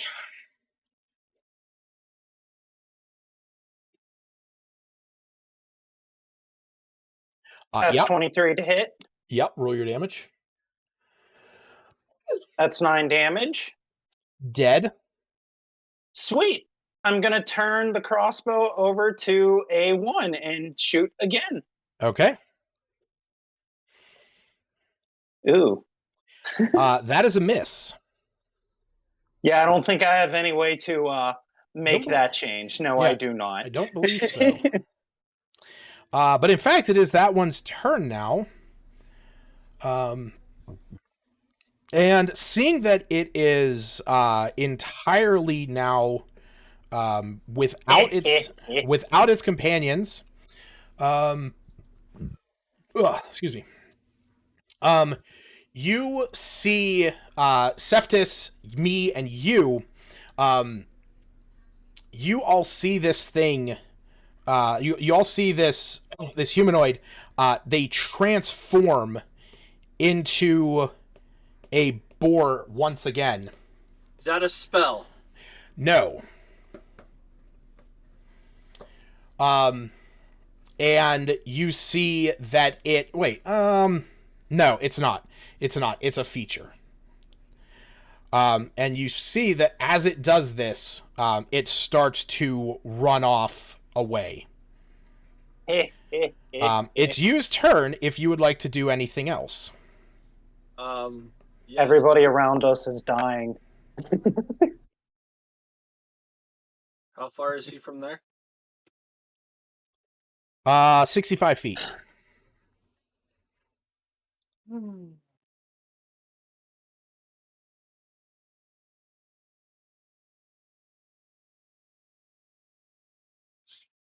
That's 60 feet. It hasn't been attacked yet.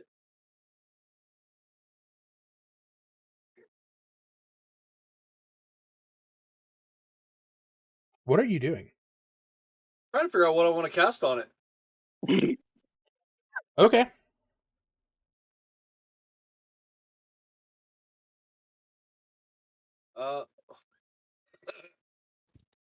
We'll just go with we'll go with something different. We'll go lightning bolt. Okay. So it needs to make a dex save. Yep. That's a failure. Using up those charges, baby. Using them up real good. All right. Well, I did have a number set up in my mind that you had to reach in order to kill this thing, which, luckily for you, you do in spades. As you see this thing, so you see this half orc turn around and shapeshift into a boar as it begins running away. You run up behind it, shooting a lightning bolt out of your staff that just rockets across the ground, hitting this thing, frying it where it stands. You actually see that it does revert back to its original form, but burnt to a crisp in that form. Oh wait, shit, didn't mean to do that. Time to try and help stabilize everyone. Well, yes, I was going to say, so we kind of need to address that. Luna, I need you to make another death save. So this is something I could not find in Iluna's sheet, but anime should have friends to the end. How would that have played out? I forget what that even is. I know, I was trying to find it in the sheet and it's not, and I don't Is know that, it was never put Lucas, there. is that one of the animal companionship things that we gave Neoguri? Oh, If I believe friends to the end, And if you were to hit 0 hit points, your animal companion would take the damage for you instead. give me 1 second. No, stop yeah, searching. when you're about to take lethal damage, you're in range of your companion's movement speed, which I imagine she would have been. Yep. It will instantly dash to you and become the target of the attack. If the attack targets an area rather than an individual, then they would take half. But And it since feels like it just would have been an automatic thing. well, with I aerial don't know. effect We've spells, never had to play through Well, that before. let me read this real fast. if I recall, Lucas, with area effect spells, you and your companion both take half damage. You would just take half of half.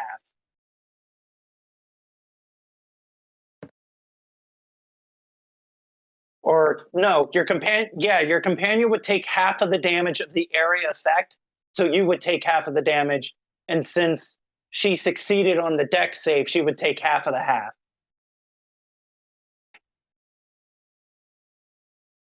Because we have that trait on Neoguri. Yeah, it's should have been listed, and I'm not sure why it's not or where it should have been at. Is Okay. it under So, anime's page by chance? Because I know all of my no, companion levels. I'm looking at it now. It's not. Give me a second. Gotcha. That was I have to see because I have to see how much damage that was. It was 15 because you rolled a 31. That's right. So would have flown back. The target attacks an area rather than an individual. You both take half the damage instead. So they would both take about 7. Well, how many hit points did you have when you went down with the 15? 10-ish? Like 10 or 12. Okay. So see, this is why I kind of hate companions anymore, because all of their little things I can't remember. All right. Well, it would just mean she didn't go down last time, and if she didn't get targeted after that. that's fine. Then Or did I do not believe so, because I think after that it was Cephas. Then Smith And did his thing. suddenly Iggy everyone did died. his thing. So yeah, it would have been. Okay, so yeah, just make sure that you. I'll go in and make sure I add that to your character sheet. Because that is things are going to get a lot harder from here on out. So this should be. I kind of wanted this combat to be an example of things to come. So yeah, I will say that you are up at 3 hit points on your turn. And we will say that Anime took 7 of those points of damage.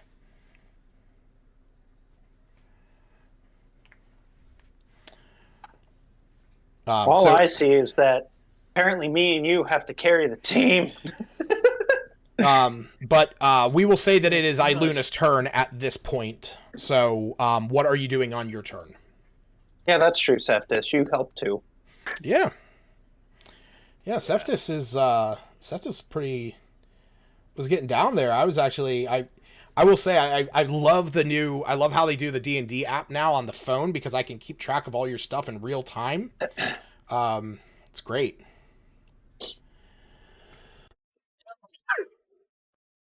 I was just so hoping for sneak attack. Yeah, but I was sure you were. Stacy, what are you doing on your turn?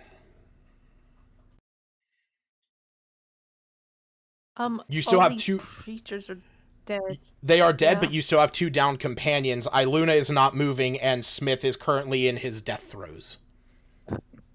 Oh, Lord above. Okay, so she's stable. Yeah. Yes, you will see. Well, I will say that you saw you cast a spell on her. You's gonna say, worry about Albina. I'll take care of Smith. I don't have much to do for Albina, except give her her own health potion. If that Still works. I mean, Oh Stacy. wait, she's Luna also has a healing spell.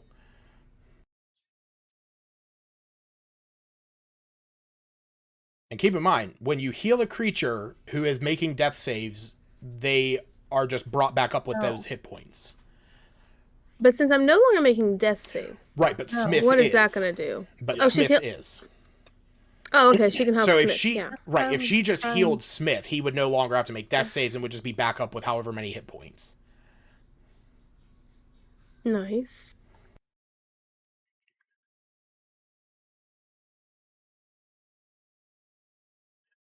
So what are you doing, Stacy? Yeah, if she's stable or looks stable,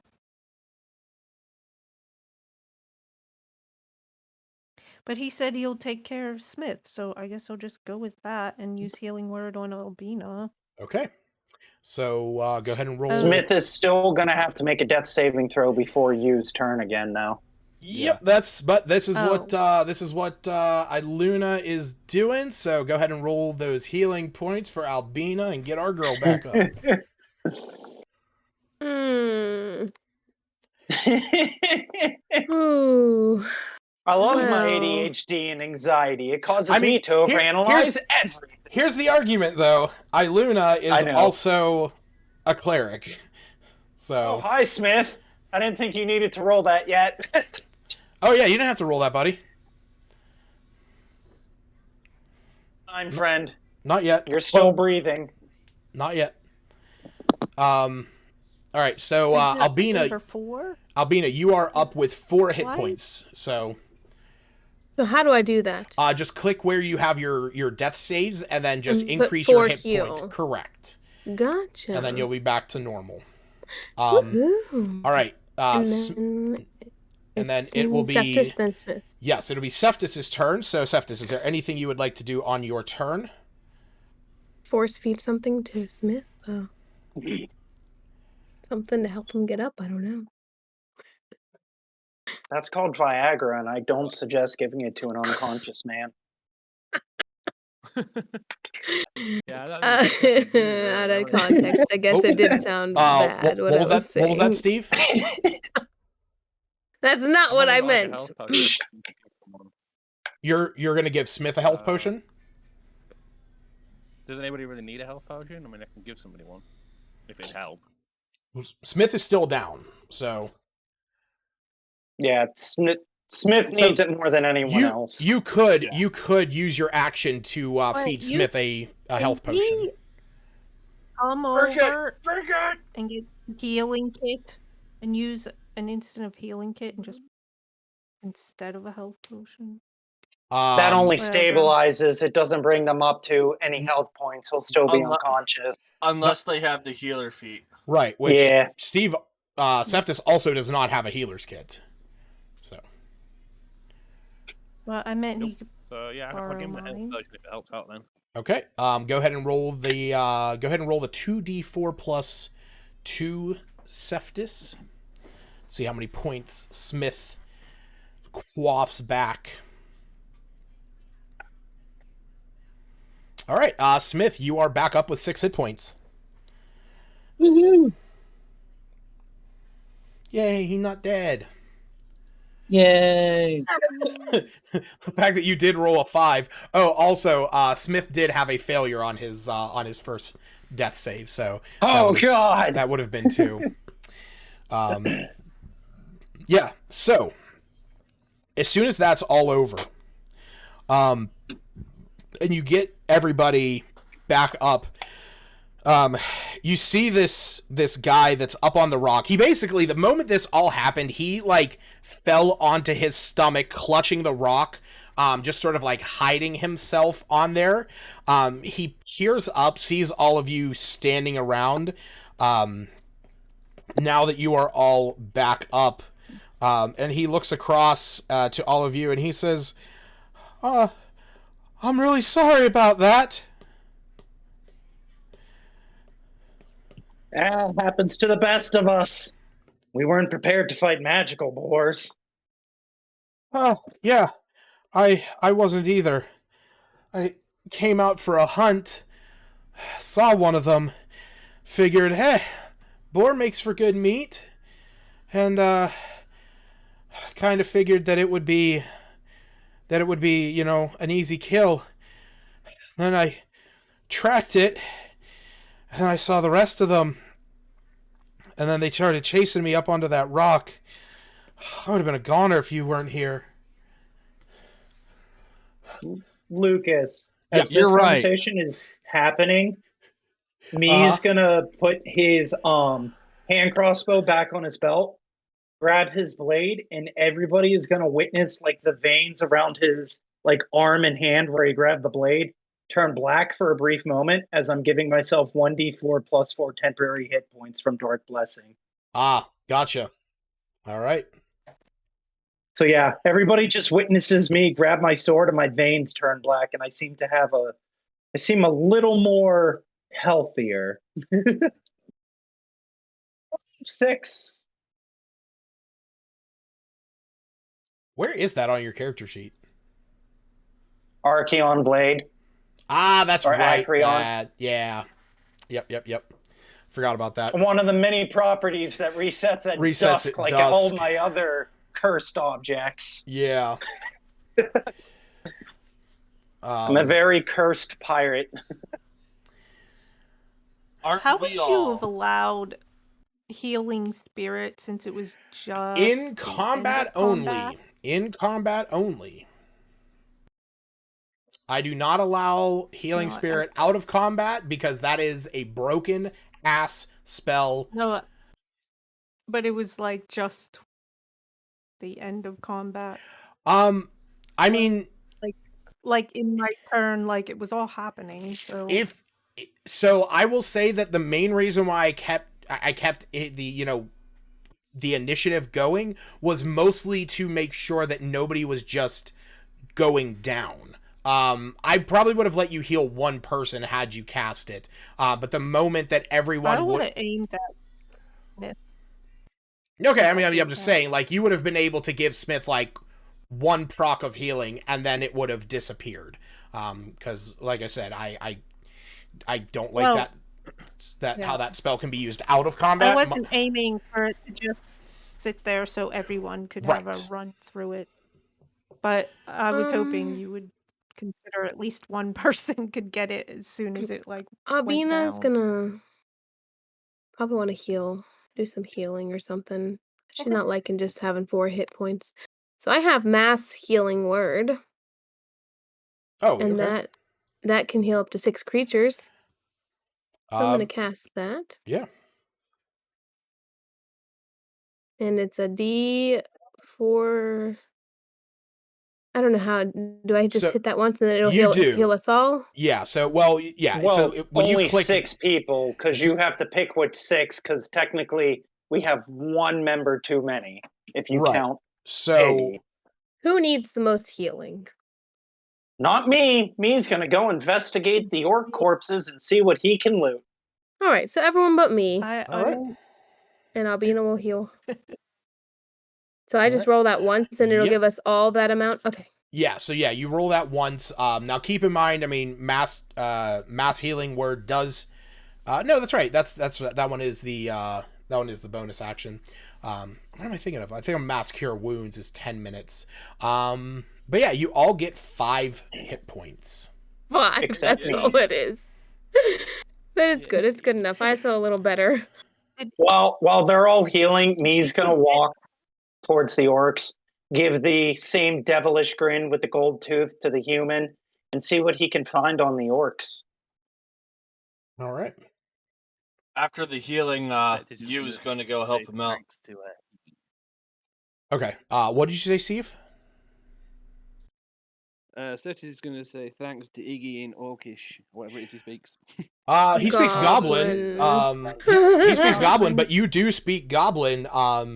So yeah, those of you that know Goblin, so Albina and me and you, you all hear Septis say this, and he turns down. He goes, "Yeah, no problem, big guy. I was scared there, man.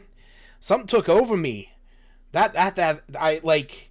I didn't know that. I didn't know what that spell would do, but kind of liking that. Kind of liking that a lot." And you just see like, you know, frost and like ice forming at his fingertips. He looks over at Smith, who's, you know, sitting there now, you know, bringing himself up. And he walks over and he says, hey, Smith, are there any more spells that are like ice like that?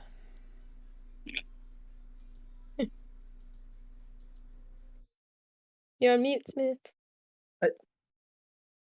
While Smith quickly unmutes himself, I'm going to say after... Right. Never mind. I was just going to tell him there's all sorts of ice spells out there. He nods and smiles and he says, awesome. So, yeah, I'd love to learn some of those if, whenever you get a chance. Well, me is going... Sorry, what'd you say, Smith? Well, one last thing I was going to say is I'll see what I can scrounge up for you, but I'm more specialized in fire magic. And he nods and he says, okay, well, I mean, I guess I don't know enough about, you know, magic and stuff, but, is there any way to, like, you know, turn spells from fire that you do into ice? And Smith, if you want to roll an Arcana check for that. And what were you saying, Jared? I was just going to say, after hearing Septis say thank you, Tiggy, and whatnot, while me is going through like the pockets of the orcs and whatnot, he's going to go ahead and mumble to himself in Goblin. Whether anybody hears it or not, he doesn't really care. Yeah. And he's just going, yeah, only think one of the goblins. It's not like that the other two here were doing any work or nothing. No, not at all. Not at all. I'll just take my payment and be on my way. So Smith, you do know... Sorry, what'd you say, Steve? I did actually say to thank the pirates. Oh. Well, he can hear you, so he can tell him. He'd be like, hey, thanks. Oh, I meant to thank all of you. Thanks, pirates. And he laughs nervously about that, scratching his head. Oh, no. Yeah. Me will just raise his hand. It's whatever. I'm used to it in these parts. It comes with the trade. So Smith, while it's not impossible to do this, but for the sake of it, we will say that you know, if Iggy spends some time, he might be able to formulate. You know, he might be able to add new components to some of the spells that you have in order to achieve what he's looking for.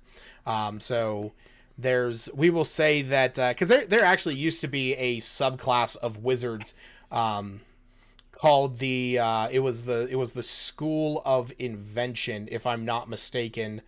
Getting Rhymy 2.0. Uh-huh. I love it. Wait, what? What's going on? I said, are we getting Rhymy 2.0? Oh, God, no. Not that much. But no. So yeah, I will say that with your knowledge of Arcana, also your time, you know, traveling, there's a school of magic called Invention, which allows you to change the elemental affinity tied to different spells.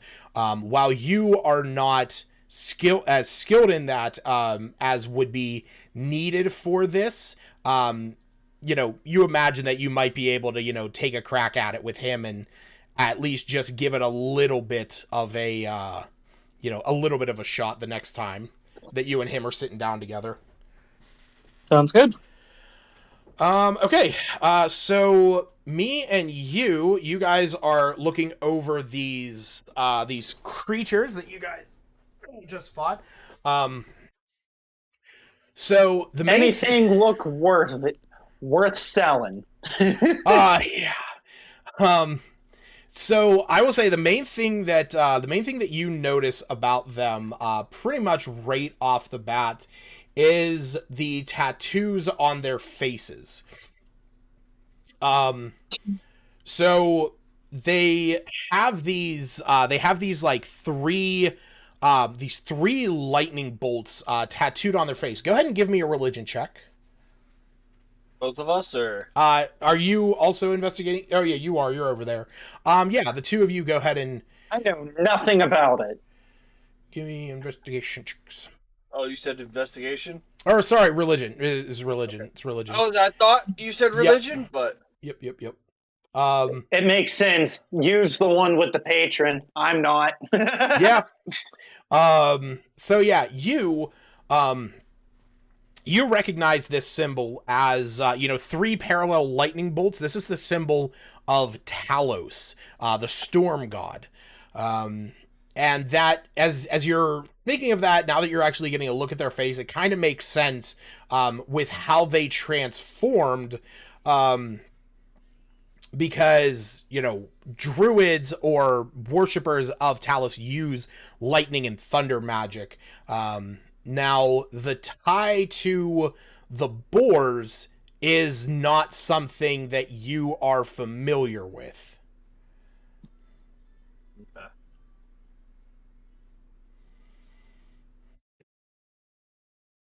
Yeah, I'm going to say me has no clue what the symbol is. No, before the confusion when Iluna became knocked out when she probably shouldn't have.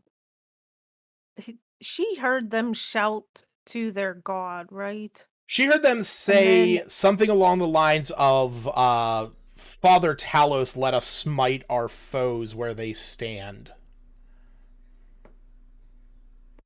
Yeah, I would have let them know that at some point.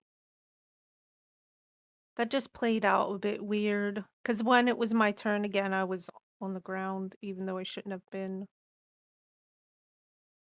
Mm-hmm. So, I mean, you can let them know that now that, now that combat's over, you could let them know that. I would tell everyone that that's what they said. Considering two of our party don't know I speak or can understand it as it is. I can read it. True. Now, I need Seftis, Smith, Iluna, and Albina to make history checks. Okay. I was going to say, after hearing about the god or whatever, me's just going to wave it off. Gods don't mean much when you're sleeping at the bottom of the sea. And Albina, I will give you advantage on this. Okay. I have no memory, apparently. When it stops rolling, I can roll again. The one guy that plays in my Monday games, Eric, he has the same problem, and I don't get it. Like, his dice just rolls and rolls and rolls. I know, mine stopped on the 18, and I was like, oh yes, and it went down to a 2. I was like, oh. Mine aren't showing up. What did I do? I mean, I rolled a 1. Right. It's not. Is it not? No. It's oh not shit! there. I never turned it back on. My bad. I never turned your thing back on from when I had you down. My bad. It's still showing up in the game log. Another roll. Oh, when I did the health for Albina, it didn't show up. And yeah, my bad. Say it. Yeah, it's just not going to show up. Yeah, it's just not going to show up on Encounter Plus. No big deal. Okay, so yeah. Albina, yeah, you remember something about this is very familiar. And in fact, it's actually as you think about this, somebody comes to mind in your head, and that is Xanth, the centaur that you guys met We need on a your way history up check to for Neverwinter. I would have just remembered that. Well, I don't think this was to see if it jarred the memory, which it jarred it for Albina of Well, Xanth telling you guys about the thunder magic that was going on in the northern side of Neverwinter, or like in his domain of Neverwinter Wood. see, I was just gonna. Yeah, never mind. She would have remembered that because of the thunder magic. Well, no, she remembered it because of Xanth. She had a thing for Xanth. No, I mean, Iluna would have remembered the thunder magic because that I mean, was the most prominent part. yeah, we could say that you remember it from, hearing the rumors when you first got to Phandalin. I don't see how any of Albina us would have forgot mentioned Sam. that to the It group, was like, the only oh, centaur we remembered. Well, this was mentioned to us before, and then I would have, just told them pretty much verbatim what you just yeah. said. You When you see the scout standing there.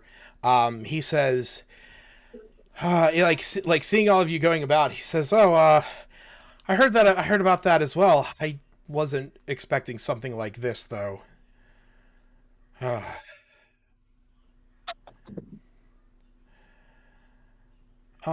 Yeah, me neither.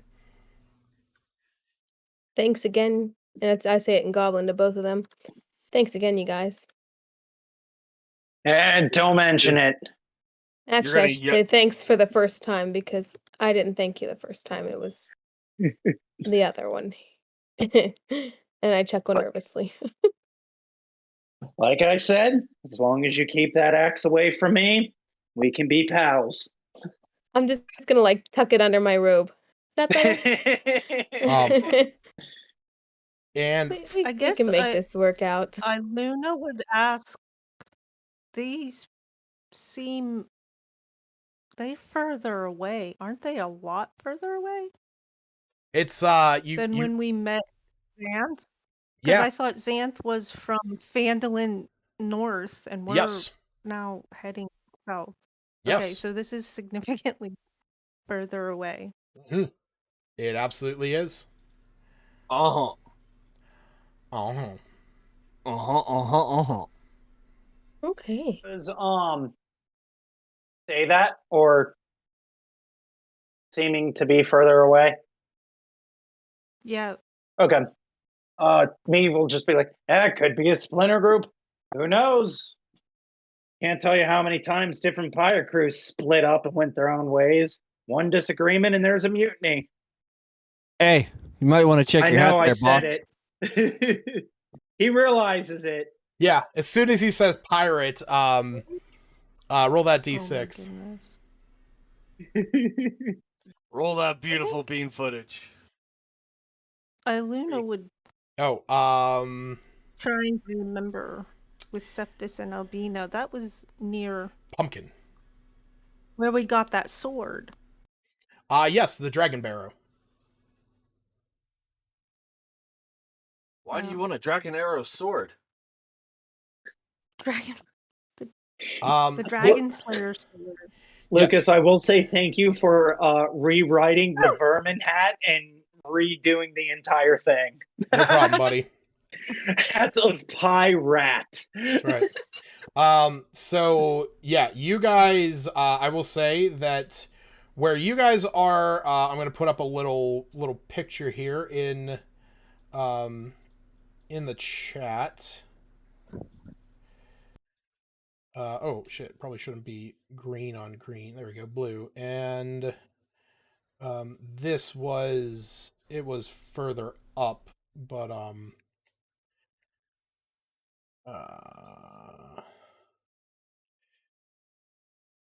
yeah. Also, did we find anything on the bodies worth a while? Other than the markings, like the spellcasting focuses that they are wearing around their neck, the boar tusks, you do not. Okay. They're wearing hide armor. That was pretty much it. So yeah, you guys are the blue dot, just to the west of Phandalin. But you guys encountered Xanth, up north past the Tribor Trail. So you're pretty far off from where you expected to see anybody like this. They that's Sorry. All I was going to say was I'm going to take two of the hide armors and maybe one of the tusks.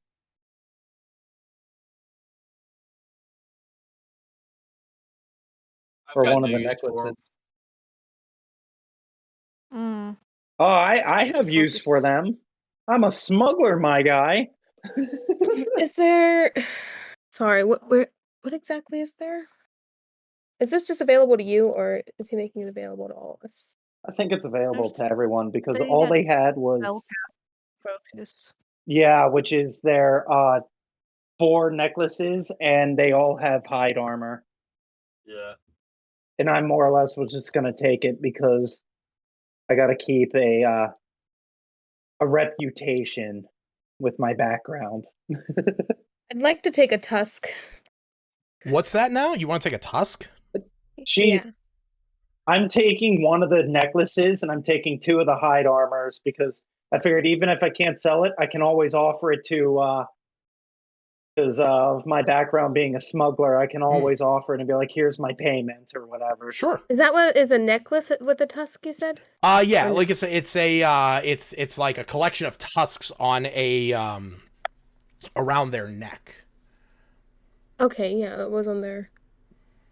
Yeah, I'm gonna I'll take one of those necklaces. Okay. She's gonna just keep it in her bag, even though she knows she was near death. But the next time she comes up against one of them, she's gonna be like, "This is what's left of your comrades." All right. Starting to sound like Woo.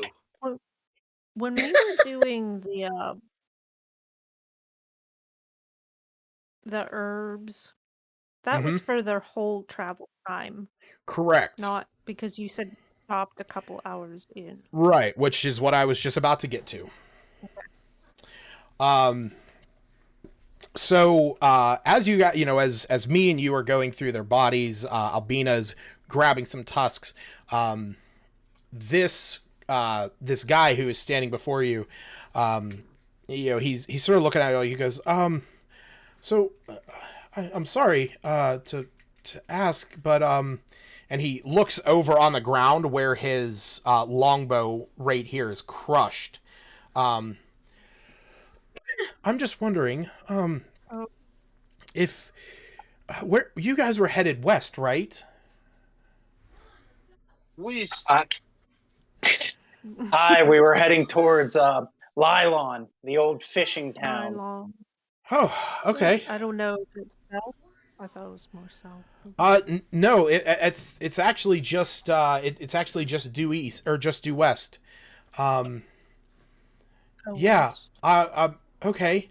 Do you guys mind if I at least tag along for the night? I don't really feel too comfortable out here with and he pulls out this really small dagger. Let me see your bow. Can I try mending it? Okay. Yeah, you can spend some time mending that. It's pretty much the bow of it itself. The wood is broken into about 5 pieces, and the string is snapped. So it'll take you about 6 or 7 minutes to repair the whole thing. Hey, Lucas, would that count as survival, as knowing how to fix a bow? No, because it's just her casting mending. I know. Also, I should know how to repair a bow. At least restringing it should be a. Yeah. Oh, yeah. I mean, yeah, definitely. That's it. It's not going to be a challenge for you. I mean, like I said, with mending fixes it. It brings pieces back together. So, yeah, we will say you mend his bow. He thanks you. He introduced himself. He as he's watching this, he goes, "Oh, what's your name?" Yeah. What's your number? My sorry. No, my name is Lance. Lance Spalding. I So I come from a small village that's just a little bit further to the south. I wasn't really sure how far north I had come. But I appreciate you fixing my bow very much. And Why, what's that?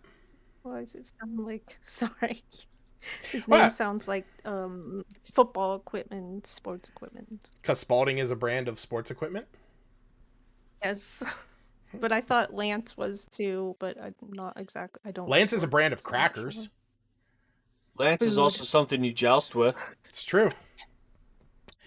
It was either gonna be that or Theobald Bradshaw, but I really did not care I for the like name Lance. Theobald. It'd be so much worse. We witness what that random name generator makes. Horny Quiet Span. Yeah, that was the best name ever. So yeah. Great NPC. So Stacy, I need you to roll a D10 because this is going to account for the other success you had with your nature check.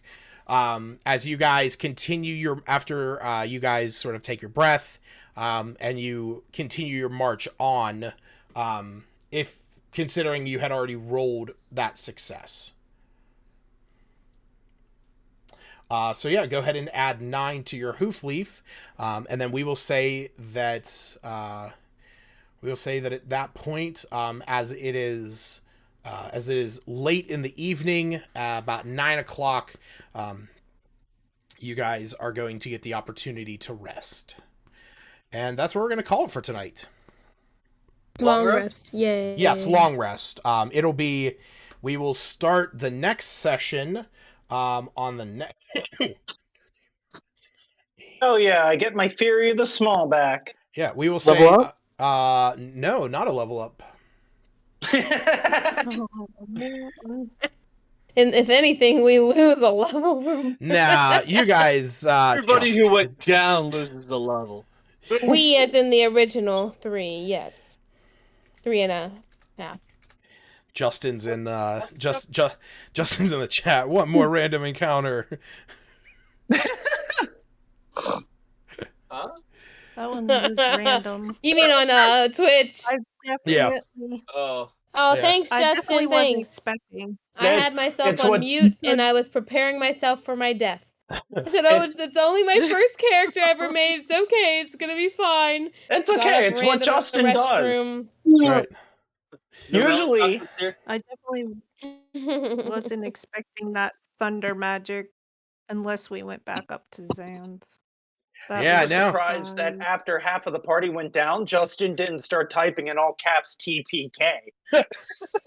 Dude, if Iggy didn't kill 3 of those people, I was gonna teleport and move over to here, and then use lightning. You're gonna use it as well.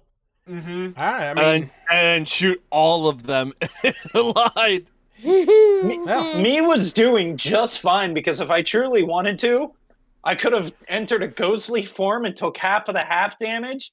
And then I also just have uncanny dodge, or not uncanny dodge, but evasion. Yeah, uncanny dodge to where as a reaction I can take half of the half. Oh yeah. Also could have casted Globe of Invulnerability. Oh yeah, you got that bullshit. That bullshit stuff. Yeah, that takes. So yeah, Lucas, like can I level up and pick another feat?